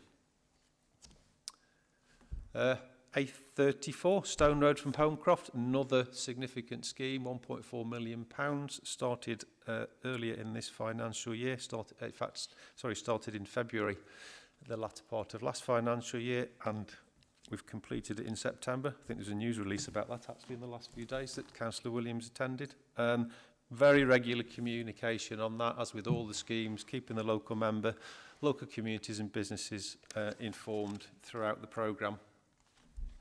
Wherever possible, we carried out the work, keeping a one-way system to maintain flow into or out of Stafford, temporary signals, contraflow and narrow lanes. It was a 7-month project in total. The road closures were actually kept, or the complete road closures were kept to a handful of days throughout that period. And in fact, again, most of those closures were overnight so that we could do the resurfacing. Very, very close liaison with residents. We've had some really good feedback from that, including, for example, there's a number of properties along there that don't have off-street parking. So we provided a sectioned off area where people could park their car in effect within the works, not outside their own property. But again, we were just making sure that those local residents can continue with their daily lives whilst we did the works. A little bit further up the road on the A34, Walton Road roundabout, aerial photograph of that. Again, significant scheme. Actually, we've added to that scheme, I think, with the pace of the programme that we are doing. We did find out as we were planning the works and programming the works that we'd got some major damage to a highway drain there. So we extended the work, which did extend the initial duration, but again, successfully completed. And similar to the other sites, to avoid major disruption due to closures in the daytime, most of the surfacing work was carried out overnight over about a 10-day period in early September. And the last of the sites that we've completed to date this year, High Street, Tutbury. That was a mini roundabout right in the centre of Tutbury. It was mainly carriageway surfacing. There's a little bit of curb work as well, and we extended that back away from the mini roundabout to make sure that the whole of the junction was in good repair. Again, about a 5-week programme, limited disruption to the local community, and the team were very much engaged in making sure that the local community and the local member knew what we were doing, when we were doing it, and how we were going to do it. So I say that's around £6 million worth of work that we've completed this year to date so far. So we've also got a number of sites that are on site or nearing completion. And in fact, some might be completed now in terms of when we prepared this slide deck. So we've got 4 sites, say nearly £1.4 million worth of work currently on site, £500,000 of that being funded from the County Council's additional investment, roughly another £500,000 from the Levelling Up Fund 2, and £0.3 million from the Department for Transport Maintenance Grant. That's the latter one I just wanted to kind of focus on. And I think this is a really good example of the diverse nature of the local road network that we carry out and we look after. So we've got roads like the A34, national speed limit dual carriageways, but we've also got parts of our network such as Swan and Lima Rakes, which is up in the moorlands, which is an unsurfaced highway. It's been closed for several years as a result of its very poor condition due to damage by motor vehicles and erosion due to water. It actually comes down from the moorlands near the village of Longner down towards Hollinsclough, and the works involved improvements to drainage, rebuilding some heavily rutted damage and providing a new unbound surface. That's a really good example again of a site that's very, very weather dependent in terms of what we're doing, but we are due to complete those works during September. And that's just, you can see on that photograph right into the distance the extent of works that we've actually been carrying out there.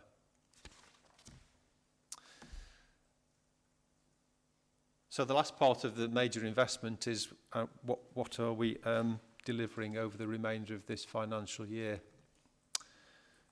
So again, we've got 12 sites currently in design. We're actually looking forward to shortly welcoming some additional engineering resources in the team to ensure that we are able to start these on site in the current financial year and maintain the programme that we've set. Total value again about another £4.5 million, 0.85 million funded from the County Council's investment, 1.28 million from the Levelling Up Fund and 2.45 million from the Department for Transport additional pothole fund.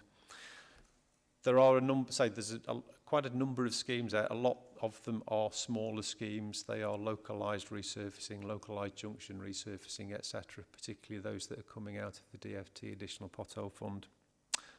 One of the challenges we have got with this programme, just to bear in mind, and we touched on it a little bit with the one at Blythe Bridge, we are seeing a significant growth in activity across the road network, demand for road space, whether it's our own works, whether it's works by utility. There's a significant digital investment programme, not just in Staffordshire, across the country. We're expecting we will have over 70,000 permit applications. Each of those permit applications is a request for a booking on our road space. That's this year. That is a significant amount of activity. It's nearly 200 new activities every day on the network. That all has to be coordinated. We have to try and find the road space both for our own works, but also for the digital investment. Just looking ahead into the future, we expect that number to grow. We are already engaging with organisations like National Grid, for example, who have got significant infrastructure improvements that they will need to do over the next few years to support sustainable energy, electric vehicle charging, whether that's reinforcement of supplies to residential properties, new high-rated devices at petrol stations, or what we currently call petrol stations, the fuel stations of the future, or electric vehicle on-street charging. These will all continue to give us a challenge in terms of demand for the network, particularly when we're investing in our network and the last thing we want to do is for them to be dug up soon afterwards. I I'll move on now to our preventative maintenance programme. This really is and will continue to be a mainstay of our additional investment and the Highway Infrastructure Asset Management Plan, typically adding 10 to 15 years of life to roads and avoids expensive early intervention in resurfacing. We get several times the surface area of preventative treatment per pound spent compared to a resurfacing scheme. We can typically be talking of, with everything included, somewhere between £10 and £20 per square metre for preventative maintenance and £150 per square metre for structural maintenance. So you can see the order of magnitude extra that we can do. I liken this to, if you've still got woodwork on your house and your windows, you paint your windows to avoid them rotting. If you don't paint your windows, they rot and you have to replace them. Preventative maintenance is that preventative maintenance to avoid that early life failure. There's £8.55 million preventative maintenance additional spend being funded by the County Council across 23, 24 and 25. In total, we will be spending over £30 million across those 2 years with the DFT maintenance block grant plus our additional spend. So to say, the figure on the screen is actually the additional maintenance that we will be funding through the County Council investment over this year and next. That includes work such as pre-patching and other work such as repairing ironwork or raising ironwork, drainage repairs where we identify localised drainage issues, the actual treatment itself, which can be the following year depending when we're doing the preventative patching, and then once we've done the surface treatment, the aftercare and the replacement of any road markings. You've probably seen the equipment when it takes place. It's quite large. It involves, for surface dressing, which is one of our 2 types of treatment, it involves spraying a bituminous material onto the surface of the carriageway, which you can see towards the right-hand side of that photograph. And then just on the left, the machine itself is actually then applying the chippings that we apply to the road surface. In some cases, particularly in urban areas, we use then what we call a lockdown treatment to follow up, which is several days after we've applied the chippings, we go back and sweep them up, and then we apply another bituminous type material to the surface, which it'll turn black in effect. The material that we spray on top will be black, and it locks the chipping down. We know that residents like that because it avoids one of the typical issues that people don't like about preventive treatment, which is there's chippings all over the place when the scheme's been done. So we're increasingly using lockdown and again getting some really good feedback on that. We've done across this year 1.3 million square metres of carriageways across 307 locations. So if you compare that, for example, to the investment on that and the money that we're spending on structural maintenance, you can see we're doing a significant number of sites that are preventively treated. So that's the first site on that, the first type on that screen, which is traditional, what we call traditional surface dressing. You'll also see a product which we call micro asphalt. It does look more like an ordinary tarmac surface when it's applied. It's a thin material. It's done in a different way. It's essentially hand laid, and it's the application of a thin surface of material across the carriageway. Then we actually follow it up. In this case, we raise the ironwork if we need to after we've applied this material. That programme takes place normally towards the end of the preventative treatment season. Preventative treatment, it is a very weather dependent programme. We've successfully delivered all the sites that we intended to surface dress this year. However, the weather's not been particularly kind to us over the last few weeks with whilst we've been doing the micro asphalt. So there is likely, if the weather continues as it is over the next couple of weeks, there'll be some sites that we will not be able to do this year, but we'll include them in next year's programme. The final bit, the £2 million, the member prioritised pothole fund. JCB Pothole Pro is being used on some of those activities. So this was the £2 million worth of money that is coming from the DFT additional pothole fund that was notified earlier this year. The community highway team have been working very, very closely with members to identify the required repairs. I think they've identified collectively over 2,000 to date, and I understand around about 700 have actually been delivered and repaired on the ground. So quite a few more to deliver during this year, and I know there's the ongoing conversations with members to make sure that we've got the works identified and hopefully giving you regular feedback on where we are with those repairs. So that's it. Thank you, Chair, and thank you for the opportunity to provide an update on the investment. As always, we'd be most grateful for your feedback on the overall programme, any first-hand experiences that you've had, and obviously any lessons that we've learned, and we can take those back in to help inform the next programme of delivery, and any processes and procedures that we've got. So thank you. Thank you, Dave. Yeah, I'm sure everybody's found that very informative, and I'm sure people have got some questions. Start with Graham. Thank you, Chair. I'm not a fan of electric cars because I think they pollute more than other vehicles in the manufacture, the problems with their tyres, polluting and their brakes, which are more polluting than ordinary cars. However, they are about 3 times heavier than an average diesel or petrol car, and I wondered how much damage they're doing to our roads. People complain to me about potholes, and electric cars who don't pay tax, they contribute nothing other than damaging our roads and pollution. So I was wondering, do we have any stats on how much more damaging they are than ordinary vehicles? No, we haven't as of yet. I don't think there's sufficient data produced, but I'm sure that it will do. I don't think it'll be any surprise that electric cars will cause more damage than a normal car due to the weight, but it will depend on how they're being used. But it's something we haven't got the data on as yet.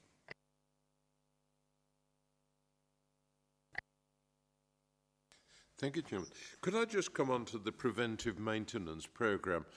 I'm just interested. We see so much in the way of weeds in the gutter, and I think we're unhappy about using certain weed killers. I don't know where we stand over that. Also, trees that we've planted as part of highways, who is responsible for the maintenance of those trees? Because I think, particularly looking in Lichfield, the trees are desperately in need of maintenance and repair.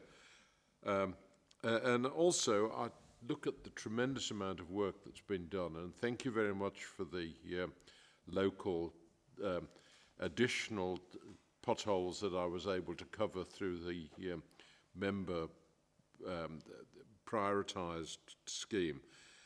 I just think that because you're open for a kicking, whatever you do, it's a good opportunity if you want to have a kick at the council to have a go at potholes. But in fact, we do a remarkable job in keeping on top of potholes, and I wondered what we might be able to do to better inform the public of the tremendous work that we're doing, and perhaps reduce the kicking.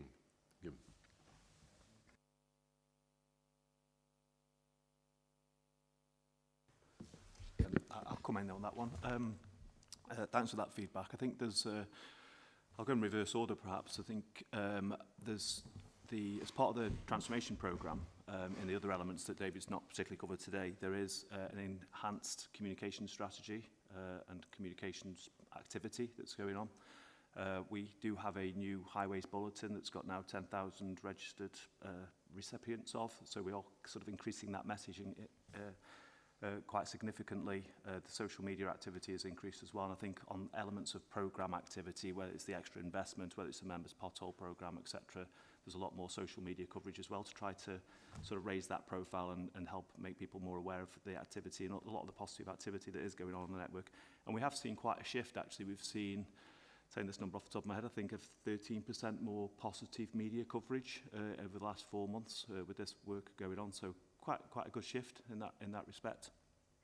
Coming back to some of the practical activity, on the weed treatments, you referring to the glyphosate type chemicals, there are issues. Have I said that right? Have I said that word right? I often get that wrong. There is concerns about that type of activity, or that sort of chemical treatment.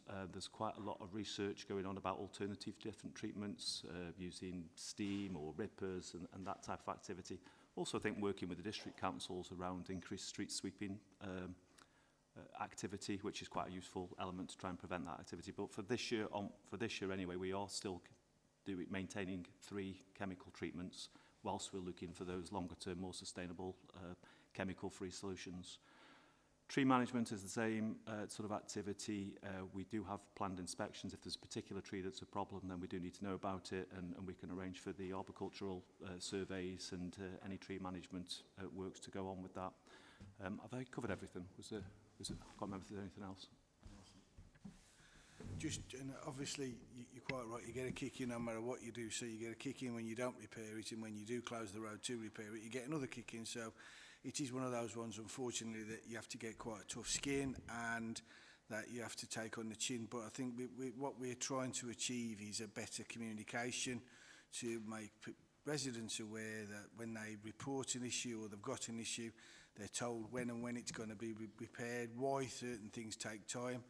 Utoxeter was a perfect example where we've had to delay until we can get in there and do quite a large amount of work, and we've done that. And there's lots of plans going on around the areas, and we're trying to accentuate that communication so it reduces a lot. I have to say, from my point of view, I've actually started to get compliments from residents, which are all being logged, which is completely different to what it is in the past. And I think part of that is due to especially with the micro asphalt works. But I do think we're not complacent. We are going to strive to do more, and it's a really important part of what we try to deliver as a council.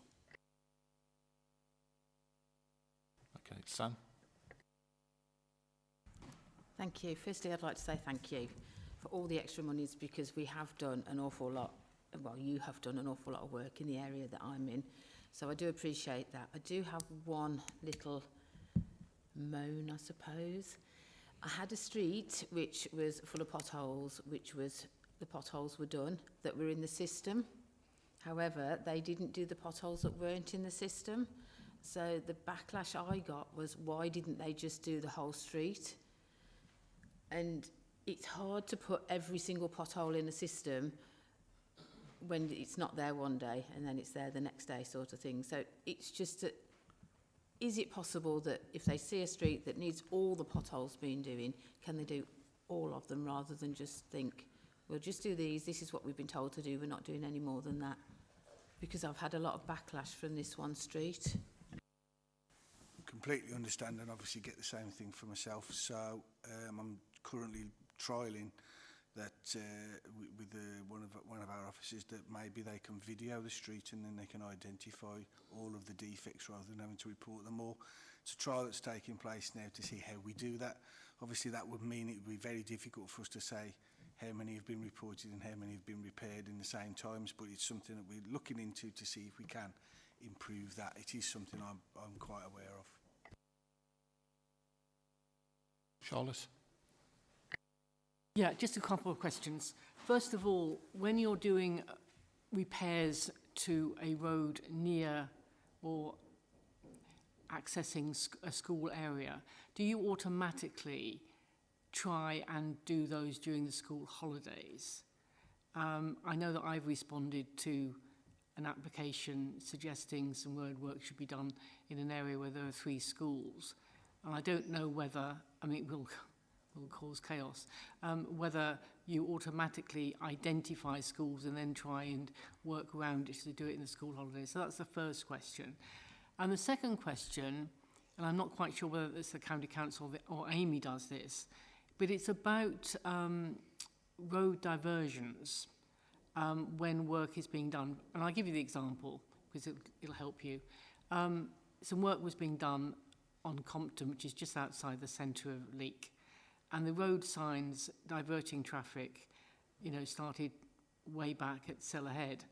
And I've had quite a few complaints that this has caused real problems for residents. And I just wondered what the logic of that was, because that was the end of August. I was coming back from holiday and I thought, okay, I think I know what this is. I think this is Compton. So I ignored the signs. But, for lots of people, they wouldn't have ignored the signs, and therefore they would have had to do a massive sort of diversion when it wasn't actually necessary. So if you could let me know what the logic is for those, so that sort of signage, which really does preempt the necessity for drivers to turn off at a very early stage. Thank you. I'll so roads near school, yeah. So if there are, and the Blythe Bridge is a good example, it was too long to take place over a school holiday period. And the challenge is that school holiday periods are generally quieter and everybody wants to work in the school holiday period, so it's quieter. So the first thing is, yes, we should be identifying, as we did at Blythe Bridge, there are local schools affected. If we can programme it, we will, but more often than what happens at Blythe Bridge, we will identify it, and then if we believe it's a significant issue, we will then engage with those schools as early as possible to make them aware of the schools. It's also an opportunity, actually, because sometimes from the wider team, we can send engineers in to do some STEM-type education work in the school as part of that. So, yeah, there's a real mix. It depends upon the scheme, it depends upon the proximity, it depends upon the length. We have to be real. We can't do all the work during the holiday period because that only accounts for, was it 12 to 14 weeks in a total year. So we do have to do works over those periods. Diversion routes. The official diversion routes that we sign, we usually divert from a like-to-like class of road. So if it's an A-class of road that we're closing, we will seek to divert the traffic on an A-class road. Sometimes that does mean the official diversion route is quite lengthy because we are trying to cater for every vehicle from the local resident in their car right the way through to if the road where the closure is on is accessible to a 44-ton vehicle, then the diversion route has to be suitable. So sometimes, yes, there will be signs that are significantly in advance. We do know that local residents that know the locality may choose to do something different. One of the things, the challenge is you can often put access only, but how far in advance you put access only, because you then risk the larger vehicles arriving at the point of the closure and then not being able to turn around and ending up getting stuck in a local residential road. So there is a real balance that we try. But certainly if you see anything like that, in the process that, because we publish the notice of intention. If you see anything like that, again, just please do engage with the local team. One thing we should be doing, and I know it's been really successful on some of the early schemes, and again, I welcome the feedback. The engineering team should be engaging with the local members when you've got a scheme in your patch. One of these large schemes, we should be engaging with you early. And in most cases, we're also saying to the local member, come and meet the team before we start work.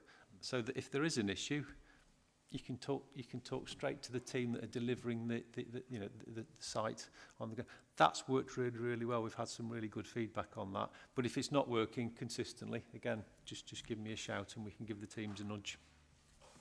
I will write to you about that issue about Compton, just so I can get a proper response for residents, if that's okay. Thank you. Ross? Yeah, thank you, Chair.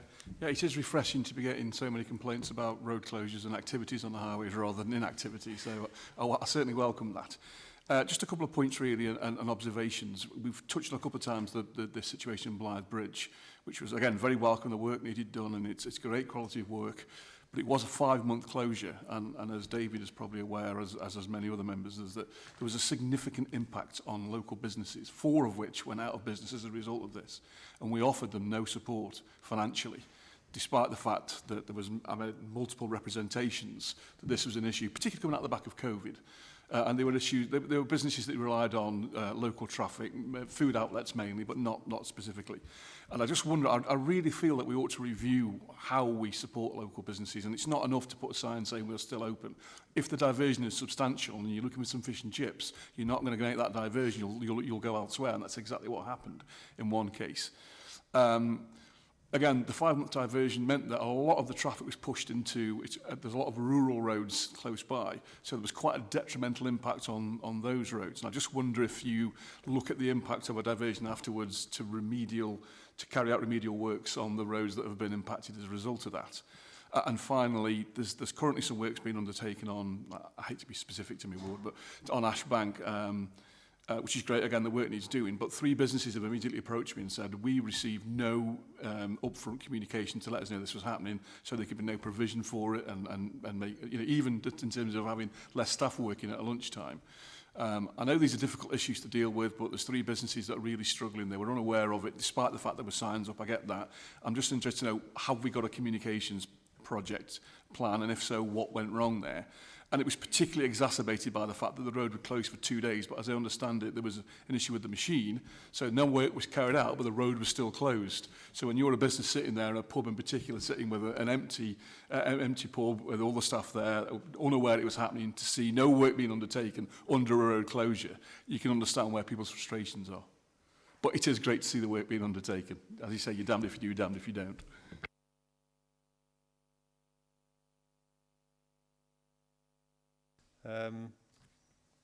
I'll go big picture substarter. So the issue of compensation during roadworks has been considered at a national level in terms of legislation, and the consistent approach on that has been that there is no compensation during highway roadworks. That's been made at a national level. That's what we follow. So we know there isn't a requirement for a local authority to offer compensation. Whether there's more we can do in terms of supporting local businesses and engaging earlier with them, and the County Council's own business development team, for example, maybe that's something we can go and look at, but certainly there's no provision nationally, and in that question has been asked and considered nationally several times. Diversion routes, again, it comes back to the point earlier on, we try to divert like for like. If people choose to go and, this is kind of personal accountability, if they choose to use a different route and cause damage to that route, we will continue to inspect those roads, and if there are defects, we will repair those defects. We don't generally, though, because the challenge is, well, how many different roads do get used? Our official position tends to be, yes, these are the signed diversions. We pick those routes because they are suitable. We really do try and want to avoid large vehicles going down them. We have had some examples of where that happened, and they do cause significant damage. And then in terms of communication plan, we do a communication plan for each scheme. We publish it on the website. We engage with the comms team. The social media goes on. There should be letter drops through doors as advance signs go out. Certainly, if there's any more ideas of what we can do beyond that, then more than welcome to hear them. But we do make some significant efforts for schemes. Can I just come back out? Yeah, sorry. One Network is one as well. So all the roadworks get published on there. So again, it's another way of encouraging people to see not just our works, but utility works as well. Yeah, I understand it's very difficult to get to people in terms of communications, and my gut feeling is there was an issue with a letter drop here. I suspect that these particular businesses were not made aware of it, and it is difficult to everybody. But to suggest there's the one network, but you don't sit there every morning and wake up with your business and type in your address to see if there's any roadworks coming in the next 2, 3, 6 months. So we do need to be more proactive. Just coming back to the small businesses and supporting them, I understand that there's no national legislation in place for this, but that doesn't mean we shouldn't do anything about it as a council. We're empowered to help our local businesses. And it's very difficult to sit in a meeting where we're talking about starting new enterprises and supporting new initiatives and getting new businesses going, when I'm saying I've got 4 businesses here which are closing as a result of our activity, and we're refusing to support them. So I just think that we as an authority should review what we do and how we can better support local businesses. And I'm not talking sort of the JCB, the massive organisations. These are small businesses with very, very small turnover. This is hugely impactful and ultimately cost the business. There was a sandwich shop that been there for 25 years that closed as a result of a 5-month road closure, which is very frustrating for me. Thank you. Completely understand your point and completely sympathise with the businesses. I think this is something that would be advantageous to take out of this meeting with a separate one with Philip White and his team and ourselves to be able to see what there would be able to be done if possible. So I think if we can do that as an action, Chairman, and happy to discuss that with you, Vice Chairman. Yeah, I appreciate that, and I don't understand that money's tight and it's difficult, but I'd appreciate that action. Thank you. Pip? Thank you. Mine's just very similar to what Councillor Thompson mentioned. I had great work going on in the area, good communication out, work was going out, when it was being carried out. I've popped it on social media, told people we've got road closures, we've got the works being carried out, to then get the feedback from the residents that work wasn't completed because we'd run out of tarmac. Those jobs were on the system, and I know they were because I knew that they'd been out with the inspector. But for that message to go out to the residents that we'd gone out without enough tarmac, that might not have actually been the case, but that is part of what the problem then that we're firefighting after the good work that we're doing. We're trying to get the highways repaired, to be told there's not enough tarmac. And that's the message that comes back in. So off the brilliant work that we're doing with repairs of the highways, that's the negative side then that we're fighting back again against. I can't comment whether that was exactly the case, that there wasn't enough tarmac on the back of the wagon, but that's one of the big negatives that comes back, that we've closed a road, it's a big impact to the residents, they're following the diversions, but we didn't have enough materials to do the job.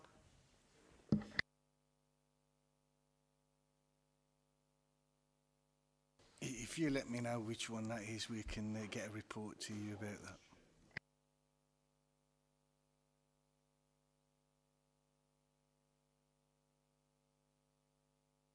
Okay, thanks for the updates and thanks for the questions, members. Anybody else got anything to ask?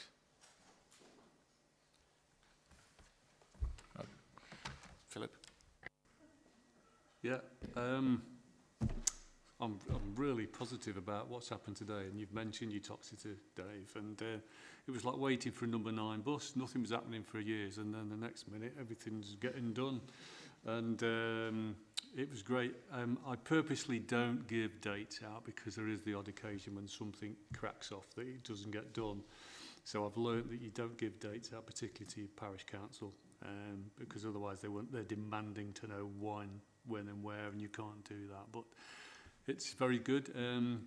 I agree with Sam that sometimes we have a lot of potholes in a certain road that have been registered, and then I come back and I see them done, and then I think, well, there's 2 or 3 a foot away, and you haven't done them, and then the residents are saying, well, it's how ridiculous is that? You know, they've done these major ones, it's fantastic, but you've missed out there. But it's really good. I just hope that the stuff, so a lot of the stuff that's been done this year is from last year's money. I've still got quite a few projects in Utoxeter to do this year, but it's brilliant, and you get a kick in whatever, because we've done those double yellow lines by the leisure centre that we waited for I don't know how long. It's absolutely fantastic now. It's really safe, but I've got a complaint from a resident to say that people drive down there faster now. So, but thank you. Please keep up the good work, and it's nice to come back and be positive about our roads, because all I do is get a shopping list from the local town council every other week about what am I doing about this, that and the other. Yeah, and it's one of those ones where we have to remember that we have utility companies coming in who are working on our roads, and where else we are working, diversions that take place. The scheme, the actual permitting scheme and the works are really technical, and I'd encourage anybody to go and have a look at it up there, because it is really eye-opening, the amount of work that they get through just to be able to put a scheme on to make sure it's right and we don't clog up the entire route, which is probably why Utoxeter was one of those ones where, due to external works and other works going on, we waited and then we got in to do what we can. So I appreciate your comments. It isn't that we don't want to do things. It is partly the fact that we do have to look at what we've got on. But I have to say that the scheme's up there, and when you actually, if you ever go up and have a look, you'll be quite surprised at how intense and how in depth the works are. And I applaud the teams for that. And it's when you come, you're quite right about exact dates. We do have weather that prevents us from doing certain things. We've had quite a wet summer this season, but despite that, we've still managed to do so much. So we're hoping it stays a little bit dry while we've got before it gets too cold to do it. And it's not us that gets cold, it's the roads. And we'll see where we can get to. Okay, thank you, David. Thank you, panel, for your updates, and thanks, members, for the questions. I'm sure everybody's more enlightened to what's going on. Thanks for the investment. Thank you. Thanks for your time.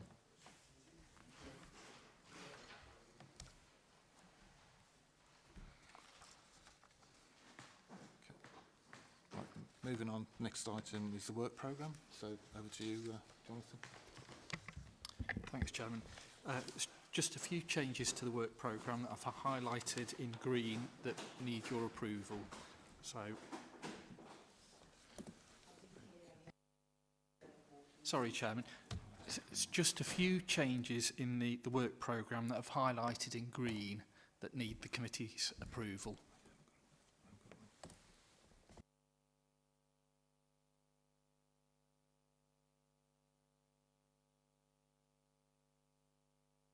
Yeah, Chair, I noticed that we've got another meeting in a couple of weeks' time where we're down to just discuss one item. Can we think about moving that meeting? Because it means I have to keep taking a whole day off school to come to these 10 o'clock starts. And I don't mind if we're going to discuss quite a bit of business, but if we're just discussing one, it makes it very difficult for me. Yes, Chairman, that had occurred to us and we intended taking it up with the Chairman when she's back next week. So, depending on what she says, the item might get moved to a later meeting, or there might be another item, but we'll let you know.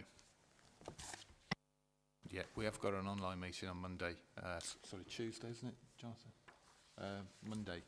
So we'll take that up with the Chairman and we'll come back to you on dates.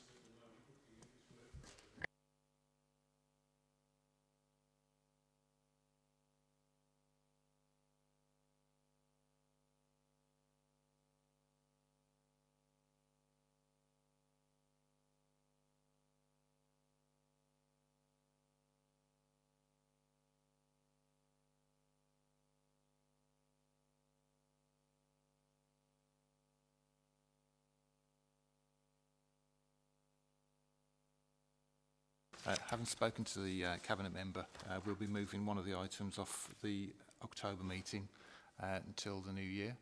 It's the air quality and transportation update. So, is that okay? Yes, thanks, Chairman. We have highlighted that in the work programme, as Mr Hudson's alluded to. Yeah. So. Yeah, rest assured we'll get back to it. We don't want to be dragging people 30 miles across to do half an hour meeting and then that's it. Okay.